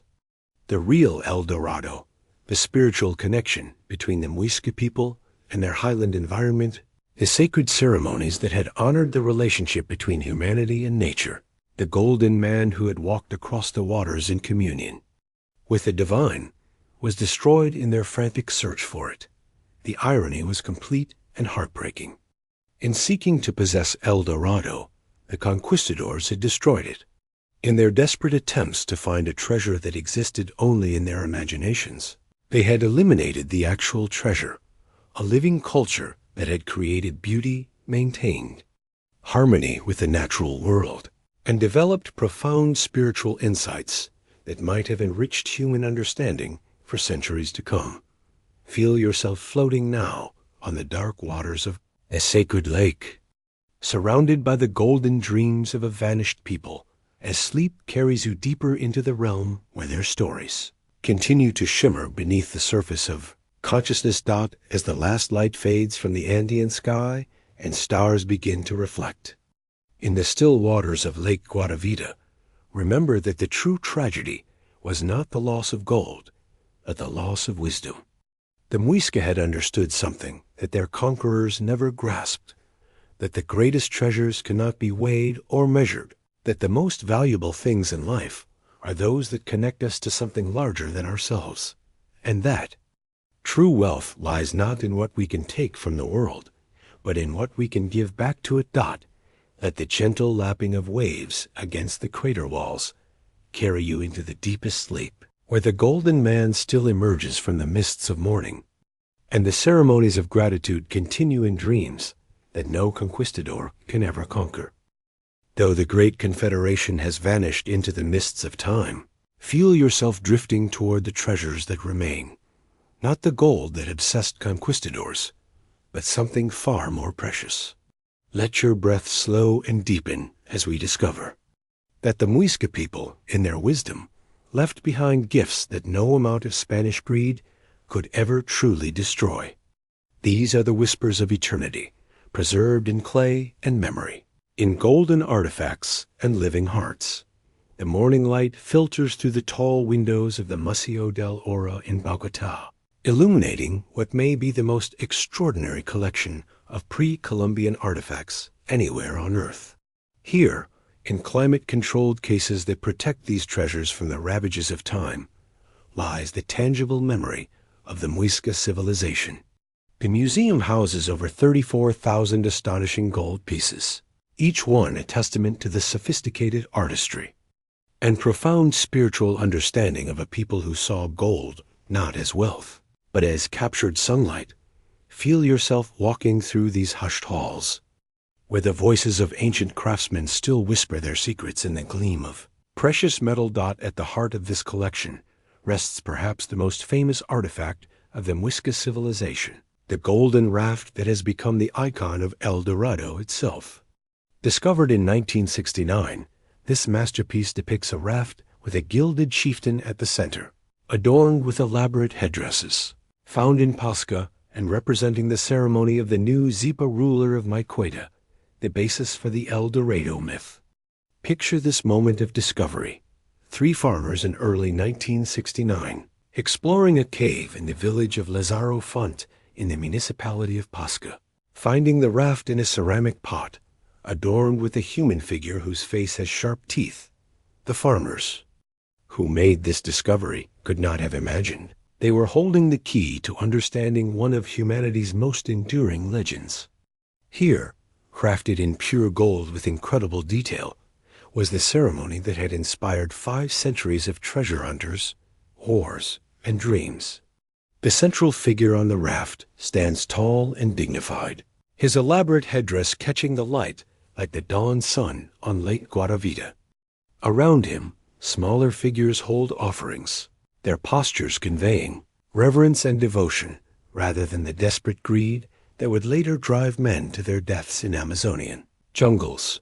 Let your mind drift across the still waters of memory, where this golden ceremony continues to unfold in endless, perfect repetition. What makes this artifact so remarkable is not just its beauty, but its accuracy as historical documentation. Every detail matches the descriptions of the El Dorado, ceremony preserved in Spanish chronicles and indigenous oral traditions. The raft itself is shaped like the ceremonial vessels that once carried Muisca rulers across the sacred waters. The figures are positioned exactly as witnesses described, the Zipa in the center, covered in gold dust, surrounded by priests and nobles carrying offerings to the lake spirits. The types of offerings placed on the raft consisted of emeralds, a natural resource in Colombia, and gold, typically in the form of tunjos, or votive pieces that depict either human or animal figures. These tunjos, small golden figurines that were central to Muisca religious practice, represent one of the most distinctive art forms of the pre-Columbian Americas. Tunjos are small votive offering figures produced in great quantities by the Muisca, found in various places on the Altiplano, mainly in lakes and rivers, and are the most common object housed in museum collections outside Colombia. Feel yourself shrinking down to examine these tiny golden worlds, each one a prayer made manifest in precious metal. Each tunjo tells a story. Some depict human figures in elaborate costumes, their arms raised in gestures of worship or celebration. Others show animals sacred to the Muisca, frogs that symbolized rain and fertility, birds that carried messages between earth and sky, deer that represented the gentleness of the highland environment. Still others portray scenes of daily life, women grinding corn, men carrying heavy loads, children playing games that connected them to the rhythms of the natural world. The technical skill required to create these in miniature masterpieces was extraordinary. Muisca goldsmiths worked without written instructions or mechanical tools, yet they achieved levels of detail and artistic sophistication that rival anything produced in the ancient world. They developed the lost wax casting technique independently, creating molds so precise that individual fingers and facial features are clearly visible on figurines barely larger than a modern coin. But perhaps most remarkably, they created a gold alloy called tembaga that was stronger and more durable than pure gold, while retaining its lustrous beauty. This technological achievement allowed them to create delicate, complex forms that would have been impossible with pure metal, while also extending their limited gold resources by mixing it with copper in carefully controlled proportions. Your consciousness drifts deeper, like golden dust settling through clear water, toward the ceramic treasures that preserve another dimension of Muisca artistry, the pottery left behind by the Muisca people reveals a civilization of remarkable artistic sophistication and practical ingenuity. The Muisca constructed ceramic pottery for cooking, the extraction of salt from brines, as decorative ritual pieces, and for the consumption of their alcoholic beverage chicha, with large ceramic jars found around the sacred archaeoastronomical site of El Infernado, used for massive rituals. These ceramic vessels range from simple, elegant cooking pots designed for daily use to elaborate ceremonial pieces, decorated with intricate geometric patterns and stylized animal forms. The clay itself was carefully selected from specific locations on the highland plateau, mixed with tempers that strengthened the finished product, and fired in kilns that achieved precisely controlled temperatures. Some of the most beautiful Muisca pottery consists of anthropomorphic vessels, jars, and bowls shaped like human figures or faces. These pieces seem to bridge the gap between functional objects and sacred art, suggesting that even the most mundane activities of daily life were imbued with spiritual significance. A water jar might be shaped like a woman carrying a child, connecting the life-giving properties of water with the miracle of human birth, and nurturing God. Feel yourself holding one of these ancient vessels, still warm from the potter's fire, still carrying the hopes and dreams of hands that shaped it centuries ago. The geometric patterns that decorate Muisca pottery are not mere decoration, but sophisticated symbolic systems that encoded information about calendar cycles, astronomical observations, and spiritual beliefs. Spirals represented the cyclical nature of time and the connection between earthly and celestial realms. Step-fret patterns marked the progression of seasons and the agricultural cycle. Animal motifs invoked the protection and guidance of spirit helpers. These patterns were not applied randomly or purely for aesthetic effect. Each design was carefully planned to convey specific information and invoke particular spiritual powers. A jar used for storing chicha for religious ceremonies might be decorated with symbols associated with the fermentation process, the corn goddess, and the phases of the moon that governed when ceremonies should be held. What is most remarkable about these ceramic traditions is how they connected the Muisca people to their environment in sustainable, meaningful ways. The clay came from their own land, the decorative pigments from local mineral deposits, the firing fuel from carefully managed forests. Nothing was imported or artificial. Every step of the pottery-making process reinforced the relationship between human creativity and natural resources. Let your breathing grow slower and deeper as we turn our attention to the most precious treasures, the Muisca left behind, the ones that live and breathe still. While Spanish conquistadors melted down golden artifacts and smashed ceramic vessels in their frantic search for wealth, they could not destroy the most valuable heritage of the Muisca people, the living culture that persists to this day. The descendants of the Muisca are often found in rural municipalities including Cota, Chia, Tenjo, Suba, Ingativa, Takansipa, Gachungchipa, and Ubati, with a census by the Ministry of Interior Affairs in 2005 reporting a total of 14,051 Muisca. People in Colombia.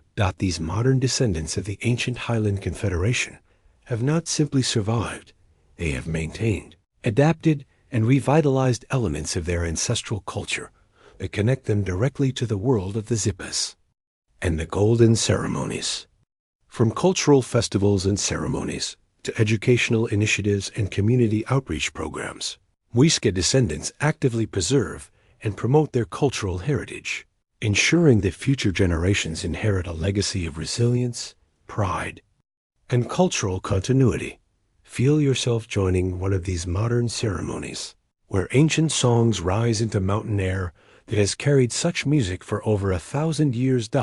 In remote villages, scattered across the Altiplano Cundiboyacense, elderly people still remember fragments of Muisca, the Muisca language. While the language is no longer spoken fluently in daily life, linguists and community leaders are working together to document and revive this precious linguistic heritage. Children learn words their great-grandparents spoke, connecting them to ways of thinking and seeing the world that predate the Spanish conquest by centuries. Traditional agricultural techniques developed by the Muisca continue to be practiced in highland communities. The sophisticated terracing systems that prevented soil erosion on steep mountain slopes still function exactly as they did 500 years ago. Crop rotation methods that maintain soil fertility without artificial fertilizers continue to feed families throughout the region. Water management systems that channeled mountain streams to irrigate fields during dry seasons still bring life to highland valleys. Perhaps most remarkably, the spiritual connection to sacred sites that defined Muisca religious practice has never been completely broken. Lake Guatavita, though scarred by Spanish treasure hunting, remains a place of pilgrimage for indigenous communities. As part of Colombia's historical and cultural heritage plan, the government placed Lake Guatavita under legal protection in 1965, recognizing its continuing significance as a sacred site. Let yourself drift now to the shores of the protected lake, where morning mist still rises as it did when the Golden Man walked across these waters. Other sacred sites throughout former Muisca territory continue to draw pilgrims and spiritual seekers. El Infiernito, the archaeoastronomical complex where stone monoliths marked the movements of celestial bodies, still attracts people who come to witness solstices and equinoxes as their ancestors did. The alignment of these ancient stones continues to track the passage of time with precision that rivals modern instruments. Rock art sites scattered throughout the mountains preserve visual records of Muisca spiritual beliefs and astronomical knowledge. These petroglyphs, carved into stone faces that have weathered centuries of highland storms, show figures that seem to dance between worlds, part human, part divine, part animal, part plant. They remind viewers that the boundaries between different forms of life were far more permeable in Muisca thinking than in European worldviews. The preservation of these sacred sites represents more than historical conservation. For contemporary Muisca communities, these places remain spiritually active, continuing to serve as connections between the visible world and the realm of spirits and ancestors. Ceremonies conducted at these sites link modern practitioners directly to an unbroken chain of spiritual practice that stretches back to the foundation of Muisca civilization. Feel yourself becoming part of this continuing story, where past and present merge like golden dust dissolving in sacred water. That the international recognition of Muisca cultural heritage has grown significantly in recent decades. The British Museum holds more than 200 objects that are classified as Muisca or Chibcha, though the vast majority has been kept in storage since their acquisition into the museum's collection, and the direct descendants of the Muisca have never visited the museum or asked for access to these objects. This situation highlights both the global dispersal of Muisca artifacts and the ongoing challenges of reconnecting indigenous communities with their cultural patrimony. Museums around the world are beginning to recognize their responsibilities to indigenous communities whose ancestors created the objects in their collections. Digital repatriation projects use high-resolution photography and 3D scanning to make artifacts available to descendant communities who may never have seen these objects in person. Virtual reality experiences allow people to visit museum collections from their ancestral homeland, examining their cultural heritage in unprecedented detail. These technological innovations represent a new chapter in the preservation of Muisca cultural memory. Where once artifacts were removed from their cultural context and locked away in foreign institutions, new approaches emphasize collaboration with indigenous communities and the sharing of knowledge across cultural boundaries. Let your mind float gently between these worlds, ancient and modern, physical and digital, indigenous and global, as the boundaries blur like mist on highland lakes. Perhaps the most profound legacy of the Muisca people lies not in any specific artifact or tradition, but in their fundamental approach to understanding the relationship between humanity and the natural world. The Muisca developed over centuries a way of life that was both materially successful and spiritually fulfilling, both economically productive and environmentally sustainable. Their agricultural systems enriched rather than depleted the soil. Their trade networks strengthened rather than exploited neighboring communities. Their religious practices celebrated rather than dominated the natural environment. Their art elevated everyday objects into expressions of cosmic significance. Their political systems balanced individual achievement with community welfare.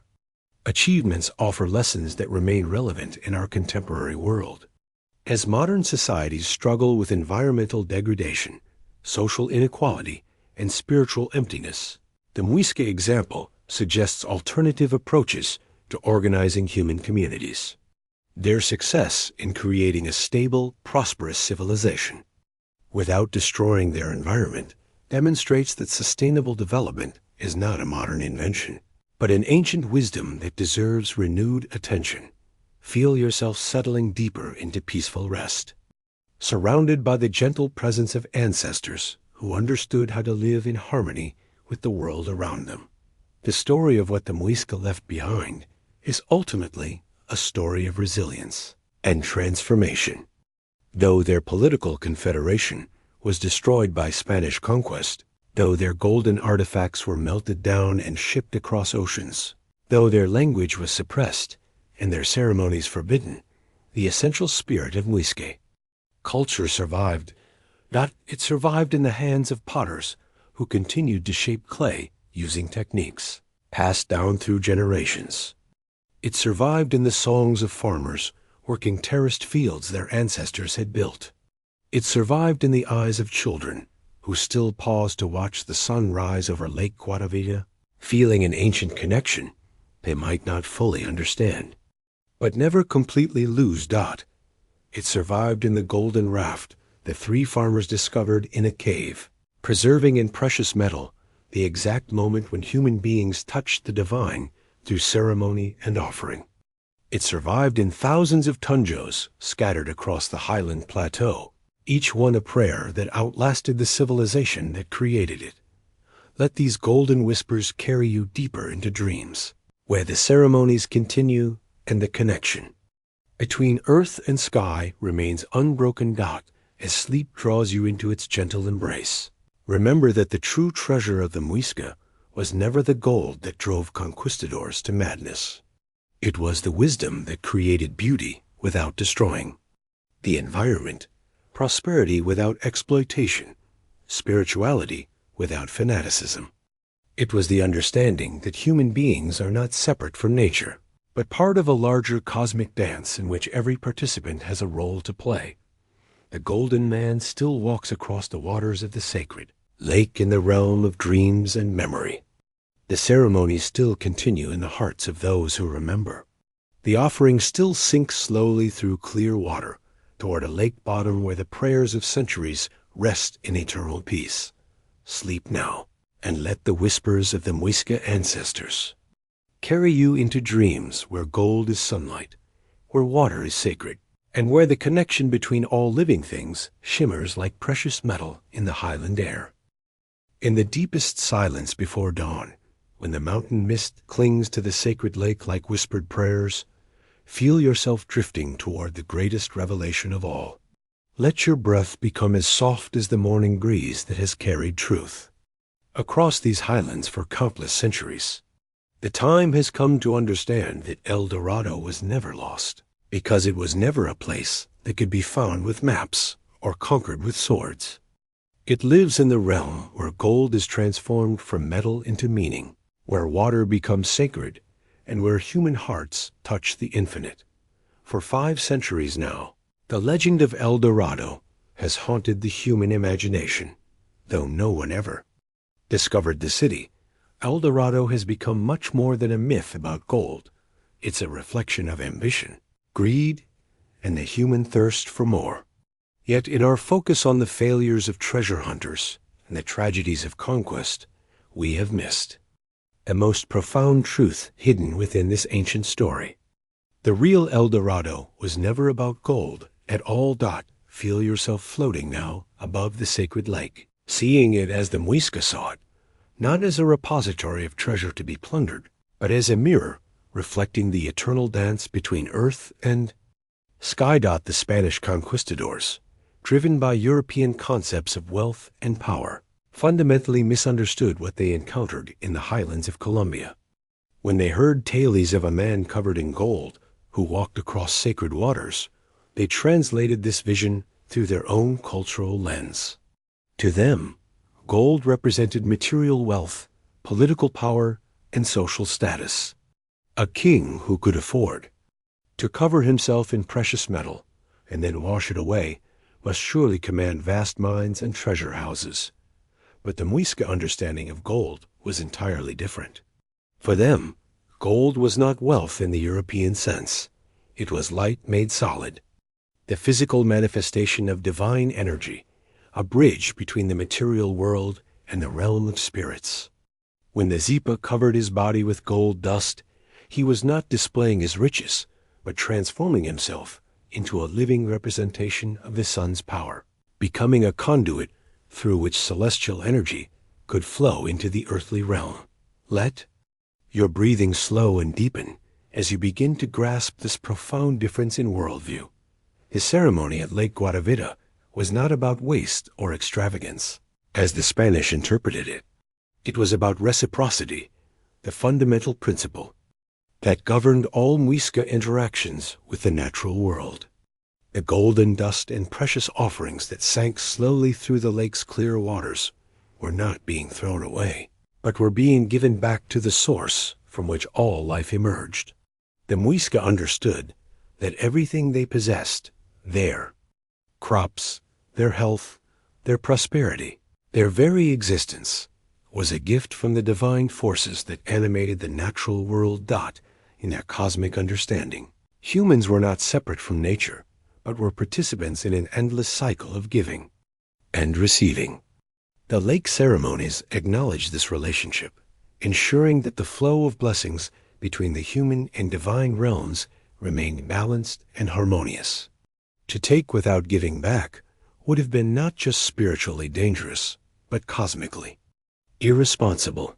Feel yourself sinking deeper into this ancient wisdom, where generosity becomes the foundation of prosperity. The story of El Dorado is more than just a tale of treasure hunting. It is a reflection of human ambition, greed, and the destructive consequences of the pursuit of wealth. The tragedy of El Dorado lies not in the failure to find a golden city, but in the inability to recognize the spiritual gold that was present all along. The conquistadors were looking for something to take, when the real treasure lay in learning how to give. This fundamental misunderstanding extended far beyond the Spanish expeditions of the 16th century. The legend has had a profound cultural impact, symbolizing the human desire for wealth, discovery, and the unknown. It has inspired countless expeditions, literary works, and artistic expressions, weaving itself into the fabric of Western consciousness. Yet most of these cultural expressions have focused on the search for material treasure, rather than exploring the spiritual wisdom that inspired the original ceremonies. Dragons serve as a cautionary tale, embodying the consequences of unchecked greed and the isolation it can bring. As you contemplate these legendary beings, consider how their insatiable desire for wealth mirrors society's often unhealthy relationship with material possessions. The European obsession with El Dorado reflects the same dangerous pattern. The belief that happiness and fulfillment can be found through accumulating material wealth. Let your mind drift, now like golden dust settling through clear water, carrying you toward deeper understanding. The Muisca had achieved something that eluded their conquerors, and continues to challenge modern society. They had created a civilization that was both materially successful and spiritually fulfilling. Their agricultural systems were incredibly productive, supporting dense populations on challenging highland terrain. Their trade networks extended across vast distances, bringing prosperity to communities throughout the region. Their artistic achievements rivaled anything produced in the ancient world. Yet all of this success was grounded in a fundamental respect for the natural environment and a deep understanding of humanity's place within larger cosmic cycles. They did not see themselves as masters of nature, but as participants in an intricate web of relationships that included plants, animals, mountains, lakes, celestial bodies, and spiritual forces. In Quechua and Aymara, there is no word for nature, since we do not separate ourselves from it. Rather, we see ourselves as nature. This indigenous perspective, shared by Andean cultures, including the Muisca, represents a radically different way of understanding human existence.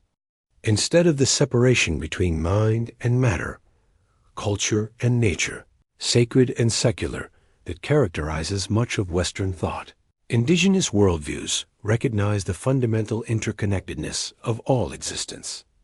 Feel this interconnectedness, flowing through your consciousness like the gentle current that connects all water to the sea. The golden ceremony at Lake Guaravita embodied this understanding in its most profound form. The Zipa, transformed by gold dust into a being of light, walked across waters that reflected the sky, creating a moment when earth, water, air, and fire came together in perfect harmony. The ceremony acknowledged that leadership was not about dominating others or accumulating power, but about serving as a bridge between different realms of existence. This is why the true El Dorado could never be found by treasure hunters or conquistadors.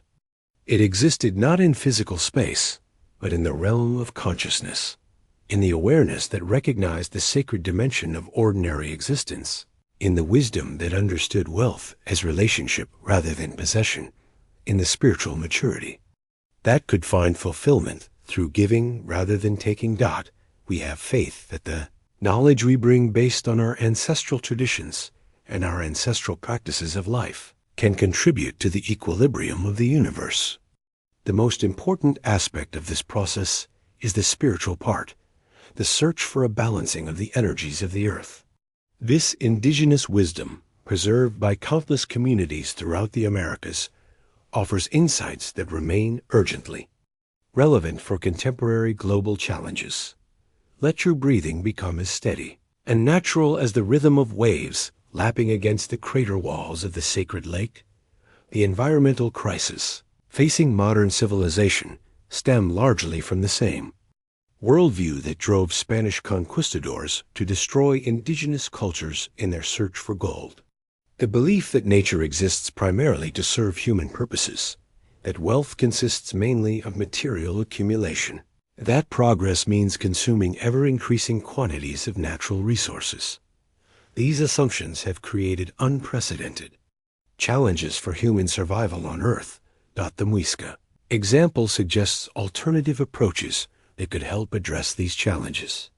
Their agricultural systems were designed to enrich rather than deplete the soil. Their economic networks were based on reciprocity rather than exploitation.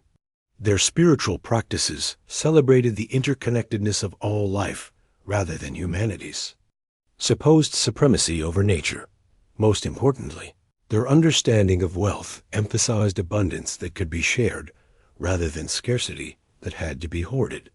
The golden ceremonies at Lake Guatavita demonstrated that true prosperity comes from recognizing our connection to sources of abundance that are infinitely renewable. The creativity of human consciousness, the generosity of natural systems, the love that flows between individuals and communities when they recognize their fundamental interdependence.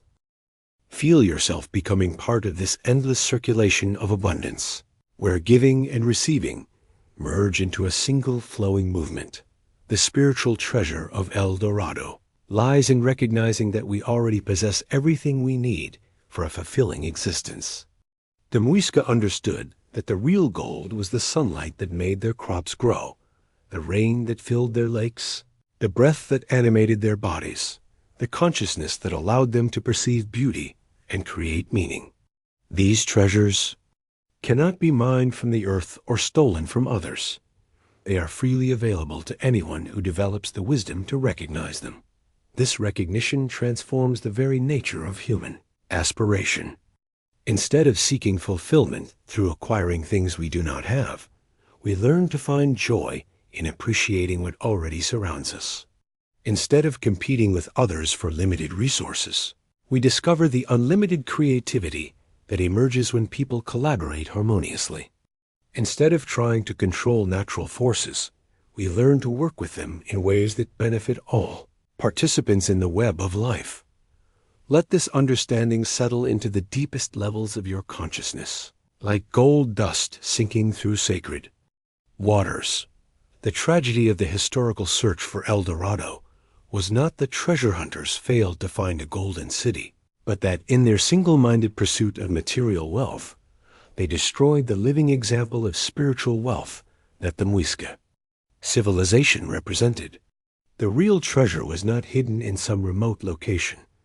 It was present in every terraced field, every ceramic vessel, every ceremonial song, every moment when human beings lived in conscious harmony with the natural world around them. Yet this treasure was not lost forever when Spanish conquistadors conquered the Muisca Confederation. The spiritual principles that animated Muisca culture, reciprocity, interconnectedness, gratitude, harmony with natural cycles, the recognition of sacred dimensions in ordinary life, these insights remain available to anyone willing to cultivate them. Indigenous wisdom promotes a sense of relationality and belonging. Here, hands representing a diverse community come together to cultivate a garden, representing our interconnection with one another and the natural world. This wisdom continues to offer guidance for creating communities that are both materially sustainable and spiritually nourishing. Feel yourself joining this eternal community, where ancient wisdom and contemporary challenges merge in the flowing present moment. The Golden Man still walks across the waters of Lake Guatavita, not as a historical figure from the distant past, but as an eternal symbol of the human potential for transformation. Each of us carries within ourselves the capacity to become covered in spiritual gold, to recognize the divine light that animates our existence, to serve as bridges between different realms of experience, to offer our gifts in gratitude for the countless blessings we receive each day. This transformation does not require traveling to remote locations or acquiring rare treasures. It happens in the simple recognition that we are already participants in the cosmic dance that the Muisca ceremonies celebrated. Every breath connects us to the atmosphere that surrounds the entire planet. Every kneel links us to the soil, rain, and sunlight that nourish all life.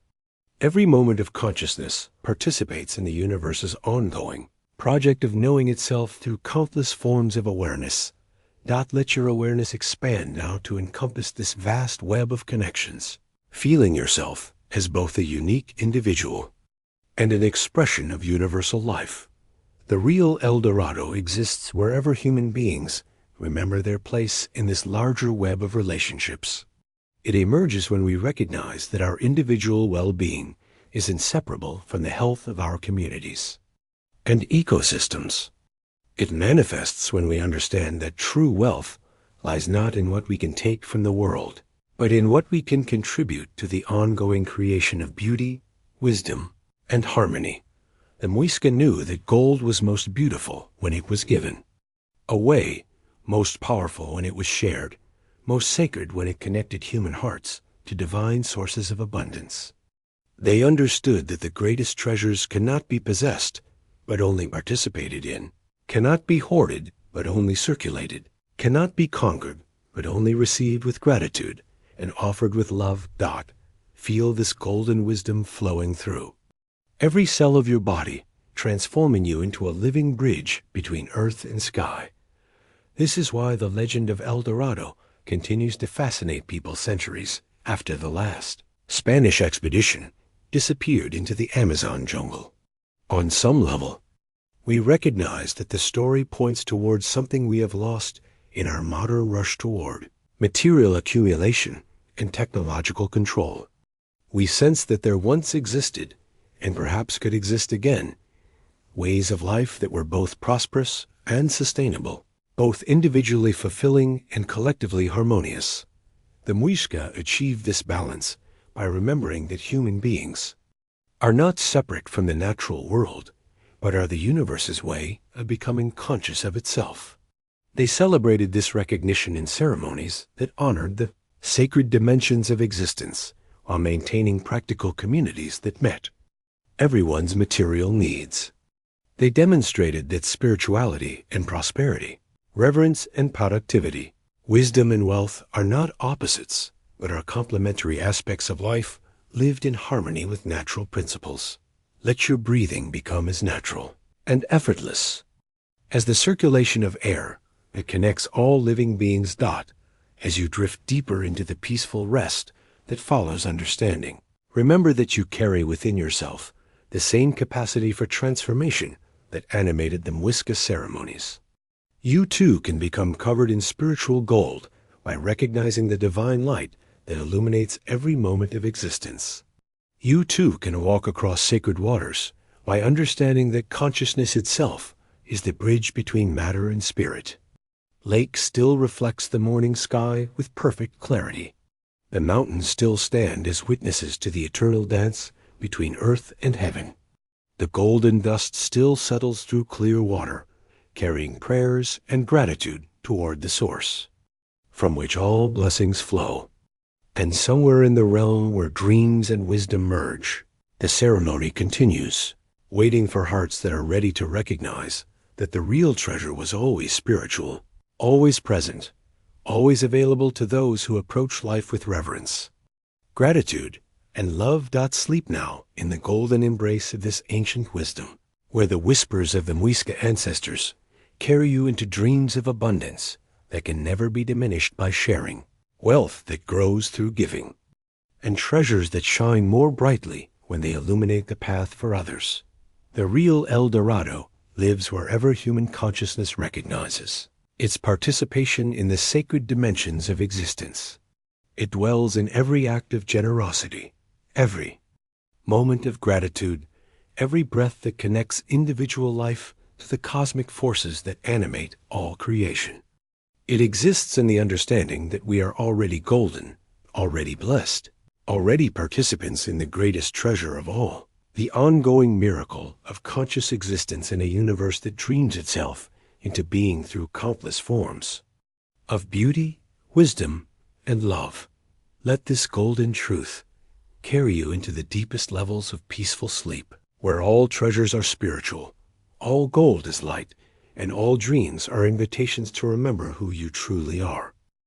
The night has settled over the sacred highlands like a gentle benediction, and you find yourself drifting toward the shores of Lake Guatavita, where the boundary between dreams and reality grows as thin as morning mist.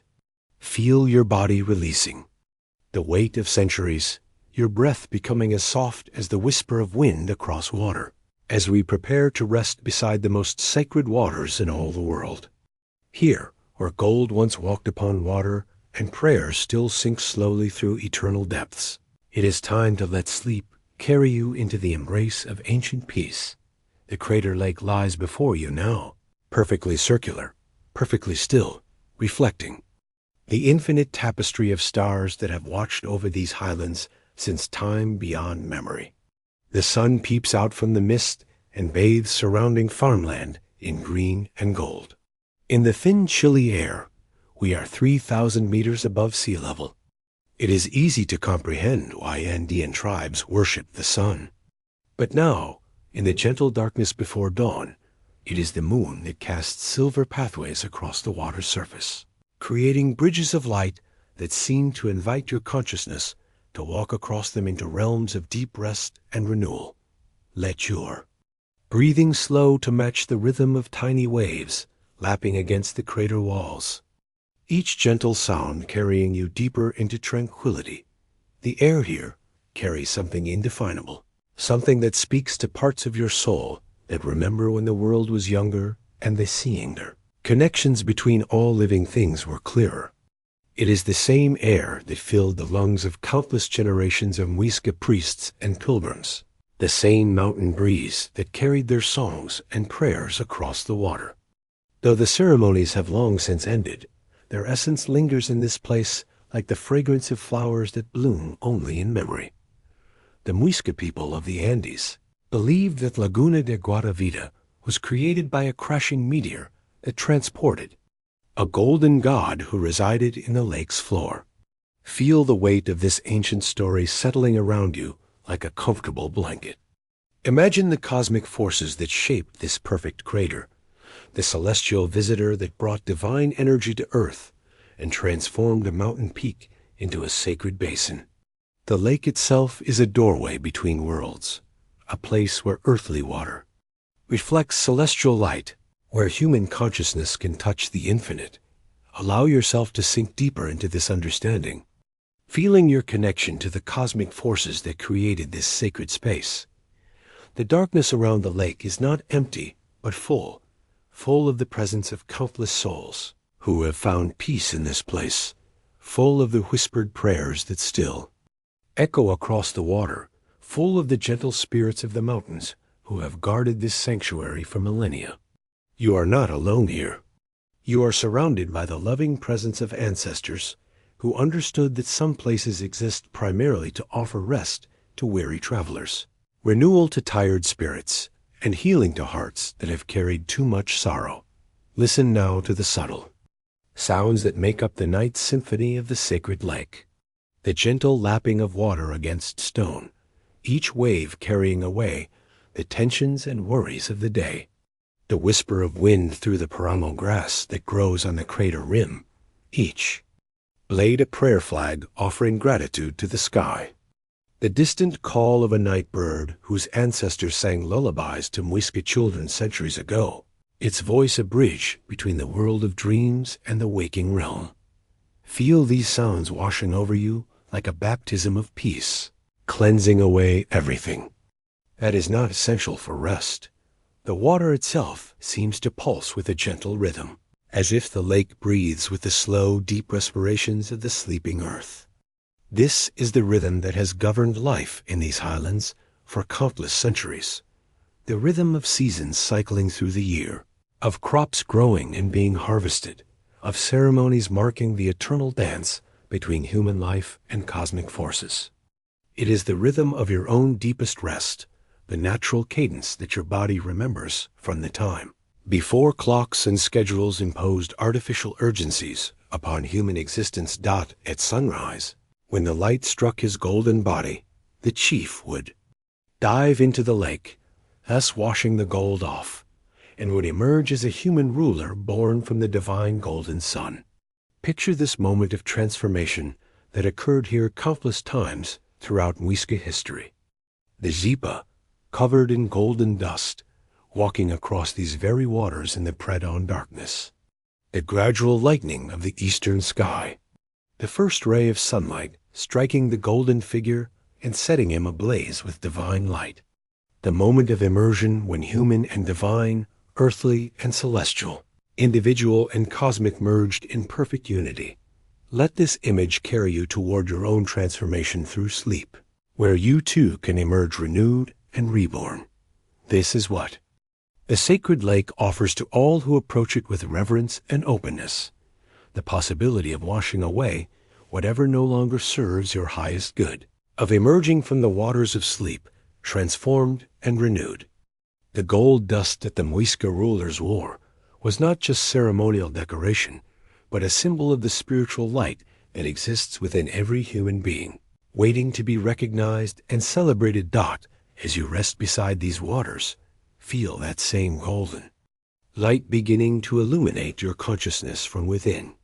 It is the light of awareness itself, the divine spark that animates all life, the cosmic consciousness that dreams the universe into existence through countless forms of beauty and wonder. This light cannot be dimmed by outer circumstances or extinguished by the passage of time. It is your eternal essence, your connection to the source from which all blessings flow. Allow this golden light to fill every cell of your body, every corner of your awareness, as you prepare for the deepest rest. The mist begins to rise from the lake now, as it has every night for thousands of years, creating veils of vapor that soften the boundaries between different realms of existence. In this gentle fog, the material world becomes dreamlike, and the realm of dreams takes on the quality of truth. The mist carries with it the accumulated peace of centuries, the distilled essence of countless prayers, the concentrated blessing of all who have found healing in this sacred place. Breathe in this mist now, feeling it fill your lungs with the same air that sustained Muisca priests during their all-night vigils, the same moisture that nourished the sacred coca leaves they offered to the lake spirits. Nature's lullaby, in the form of chirping crickets, flowing rivers, or gentle rain, can help us fall asleep faster and experience deeper, more restorative sleep. Let the natural sounds of this sacred place create a cocoon of tranquility around your consciousness, protecting your rest from any disturbance. Feel yourself becoming lighter, more ethereal, as if you too are beginning to transform into mist that can drift freely across the water. The lake holds in its depths the accumulated offerings of centuries, golden tunjos shaped like prayers, emeralds that captured the light of ancient ceremonies, ceramic vessels filled with the dreams of vanished artisans. But more than these material treasures, the lake holds the essence of gratitude itself, the crystallized appreciation of countless generations who understood that everything they possessed was a gift to be received with humility and shared with love. As you drift toward sleep, imagine your own gratitude sinking slowly through the clear water to join this eternal collection of thankfulness. Gratitude for this day now ending, for the breath that has sustained you, for the experiences that have taught you, for the love that surrounds you even when you cannot see it clearly. Let your appreciation for life itself become an offering. To the lake spirits who have guarded this sacred space through all the changes of history, feel your gratitude becoming golden, becoming light, becoming a bridge between your individual consciousness and the universal love that animates all existence.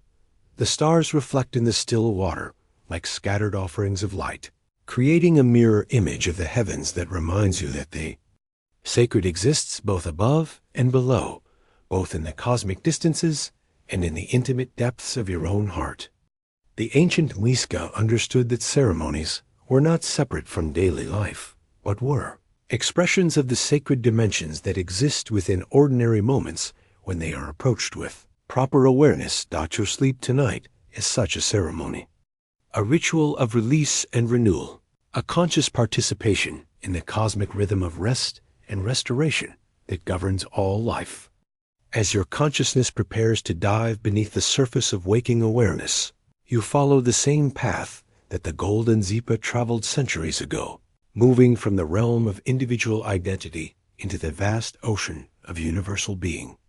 Let your sense of separate selfhood dissolve gently into the larger wholeness. Like gold dust washing away in sacred water. The night sounds of the lake create a natural symphony that carries you deeper into rest. The gentle splash of water against stone becomes the rhythm of your heartbeat. The whisper of wind becomes the sound of your breathing. The distant call of night birds becomes the voice of your own soul singing itself to sleep. You are not separate from this place, but are part of its eternal peace, woven into the fabric of its timeless tranquility. Here, beside the sacred lake, time moves differently than in the busy world below.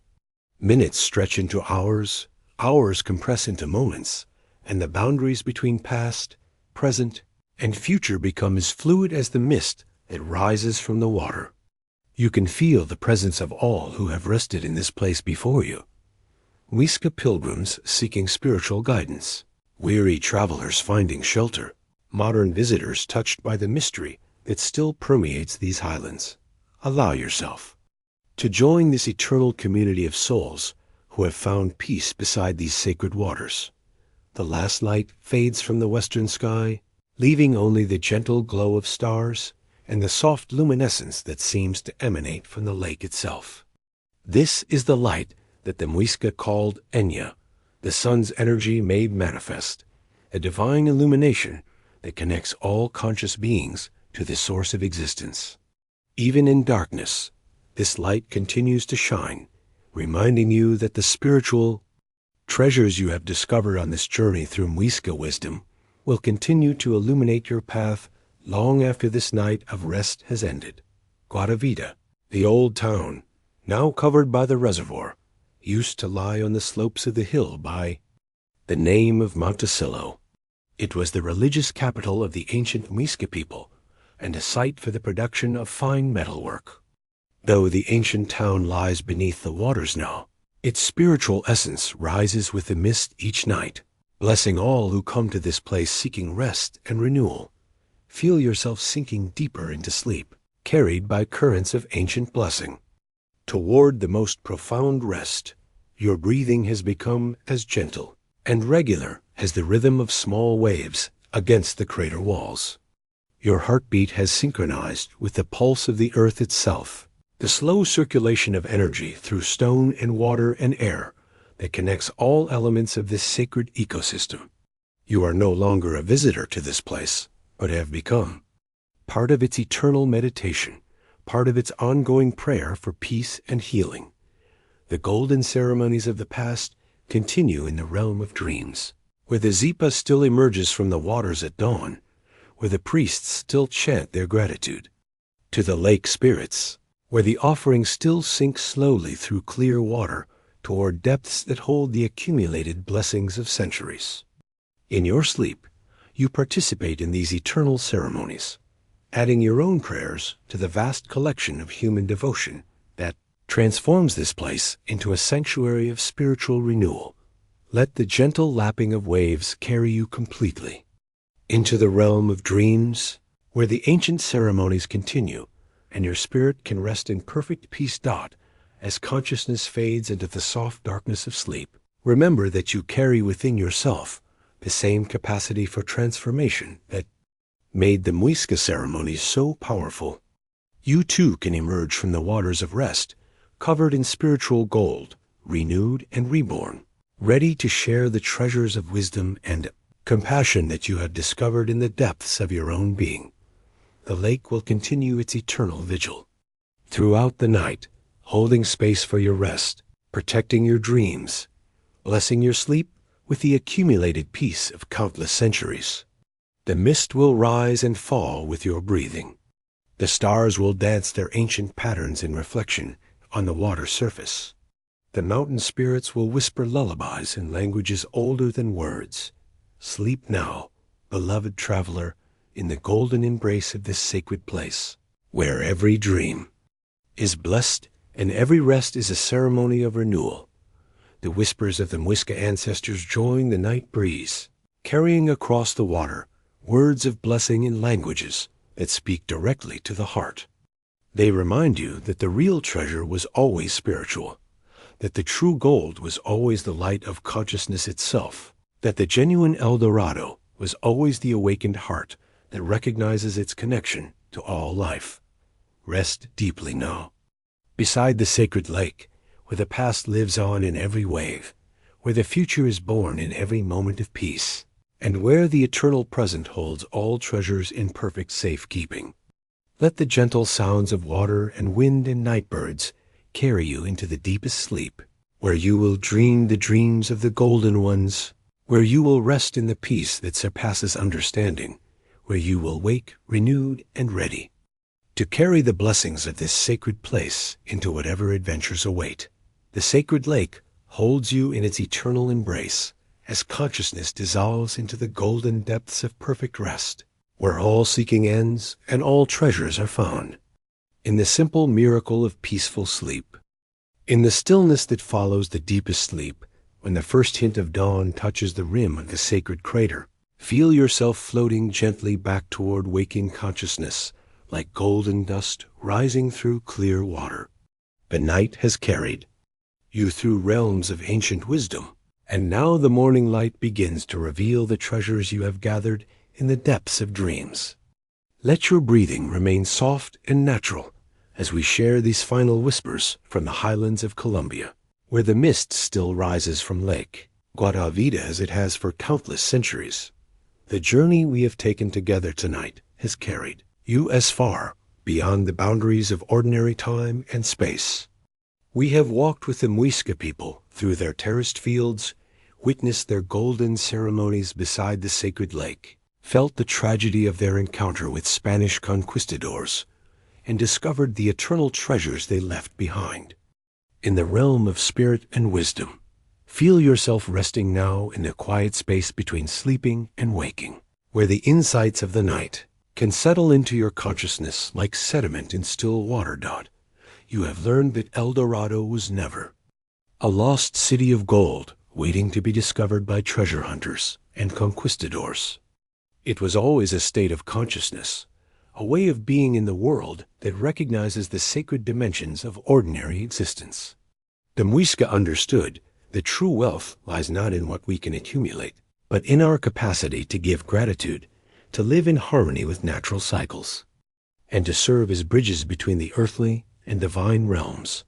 The golden man still walks across the waters of Lake Guatavita, not as a figure from the distant past, but as an eternal symbol of the human potential for transformation.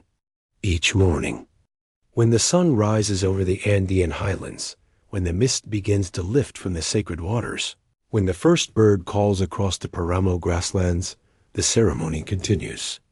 The offerings of gratitude still sink slowly through the clear depths. The prayers for harmony and balance still rise with the morning air. Let this understanding rest gently in your heart as your breathing continues to flow as naturally as the mountain streams that feed the sacred lake. In the quiet museums of Bogota, the golden artifacts of the Muisca continue to catch the light, reminding visitors that some treasures cannot be possessed, but only witnessed with wonder.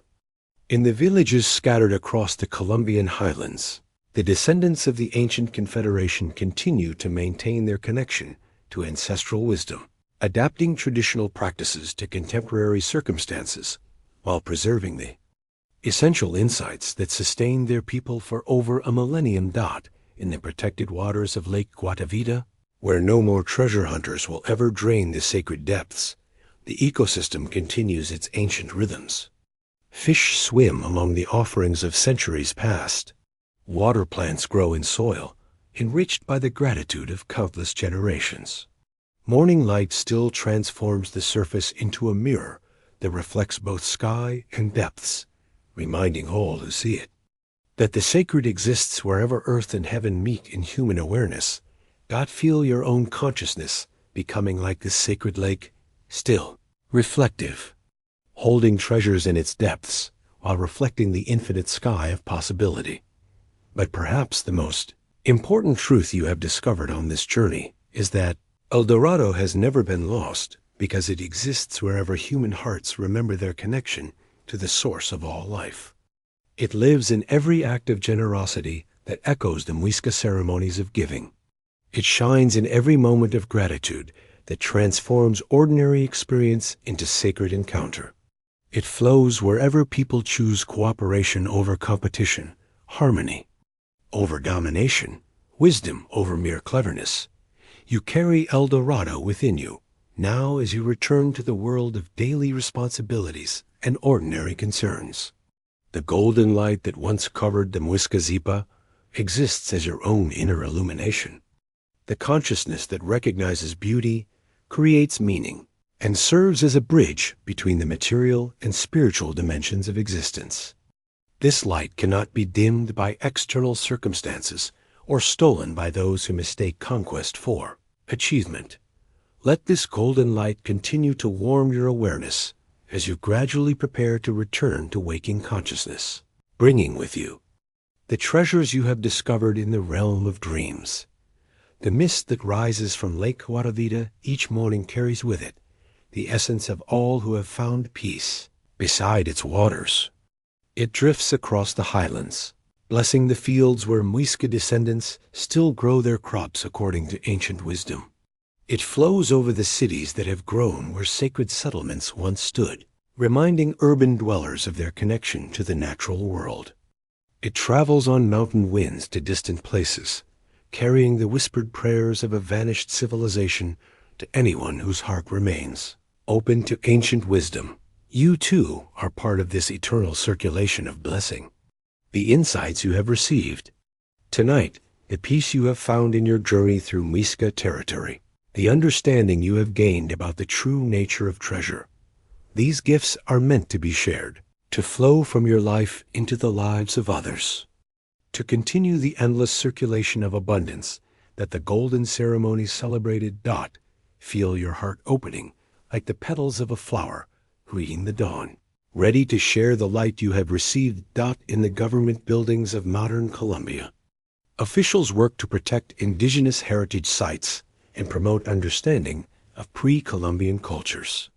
In universities around the world, scholars continue to decipher the meanings hidden in Muisca artifacts and ceremonial sites. In the homes of people who have never heard of the Muisca, similar ceremonies of gratitude take place whenever families gather to share meals, to celebrate life's passages, to honor the connections that bind them to each other and to the larger web of existence. The wisdom of the Muisca spreads through these contemporary expressions of ancient truths. Every community garden that grows food in harmony with natural cycles carries forward their agricultural knowledge. Every environmental protection effort echoes their understanding of humanity's responsibility to future generations. Every spiritual practice that recognizes the sacred dimensions of ordinary life continues their tradition of seeing gold as light, water as sacred, and ceremony as the bridge between human consciousness and cosmic order. Let your breathing deepen slightly as you begin the gentle transition from the timeless realm of dreams toward the temporal world of morning responsibilities. The story we have shared tonight is both ancient history and eternal present, both the tale of a vanished civilization and a prophecy of possibilities that remain available to anyone willing to embrace them. The Muisca way of life offers a template for human communities that honor both individual creativity and collective harmony, both material prosperity and spiritual fulfillment, both cultural achievement and environmental sustainability. As the challenges of the contemporary world grow more complex, as the consequences of purely materialistic approaches to progress become more apparent, as the need for wisdom traditions becomes more urgent, the example of the Muisca becomes more relevant, rather than less. Their understanding that true wealth is spiritual, that real power serves life rather than dominating it, that authentic success creates harmony rather than conflict. These insights point toward possibilities for human civilization that remain largely unexplored. Feel yourself becoming a carrier of this ancient wisdom, ready to bring its light into whatever circumstances await you in the waking world. The sacred lake continues its eternal meditation, holding in its depths the accumulated prayers of centuries, while reflecting in its surface the ever-changing dance of light and cloud. It reminds all who encounter it that some things remain constant through all the changes of history: the human need for connection to something larger than individual existence. The universal longing for meaning and purpose, the eternal capacity for transformation through recognition of the sacred dimensions that permeate ordinary life. You have rested beside these waters tonight, in the realm of dreams and memory, where distance and time have no power to separate souls from the sources of their deepest nourishment. You have received the blessing of the mountain spirits, the whispered wisdom of Muisca ancestors, the golden light that transforms consciousness from within. These gifts remain with you as you return to waking awareness, as permanent and precious as the golden artifacts that rest in the museums of Bogotá. Allow your consciousness to rise slowly toward the surface of waking awareness, like the Zipa emerging from the sacred waters at dawn, transformed and renewed. The last whisper of gold carried on the morning breeze reminds you that El Dorado was never about finding treasure, but about becoming treasure, becoming a source of light and wisdom and healing in a world that desperately needs such gifts. The Muisca knew that every human being carries within themselves the capacity to be covered in spiritual gold, to walk across the waters that separate matter from spirit, to serve as offerings that enrich the cosmic ceremony of existence. As the first birds begin their morning songs in the highland air, as the eastern sky begins to lighten with the approach of dawn, as the mist begins its ancient dance above the sacred waters, remember that you are part of this eternal celebration. Your life is ceremony. Your consciousness is gold. Your heart is a sacred lake that reflects both the depths of earth and the heights of heaven. Let these final whispers settle into the deepest chambers of your memory, where they will continue to shine long after the voice that speaks them has faded into silence. El Dorado has never been lost because it lives wherever human beings remember that they are spiritual gold walking on sacred earth. It exists in every moment of gratitude, every act of generosity, every recognition that we are all participants in a vast web of relationships that includes not only other humans, but all forms of life, the earth itself, and the cosmic forces that dream existence into being through countless expressions of beauty and wonder. Sleep peacefully now, beloved traveler, knowing that you carry within you the eternal treasures of the Muisca, the whispered wisdom of the highlands, the golden light that no conquistador can ever steal. Rest in the embrace of ancient peace, where the ceremonies continue in the realm of dreams, where the golden man still walks across the waters of consciousness, and where the true El Dorado shines forever in the awakened heart. The sacred lake holds you in its eternal blessing as the last whispers of gold fade into the gentle silence of perfect rest, where all seeking ends and all treasures are found in the simple miracle of consciousness that recognizes its own luminous nature.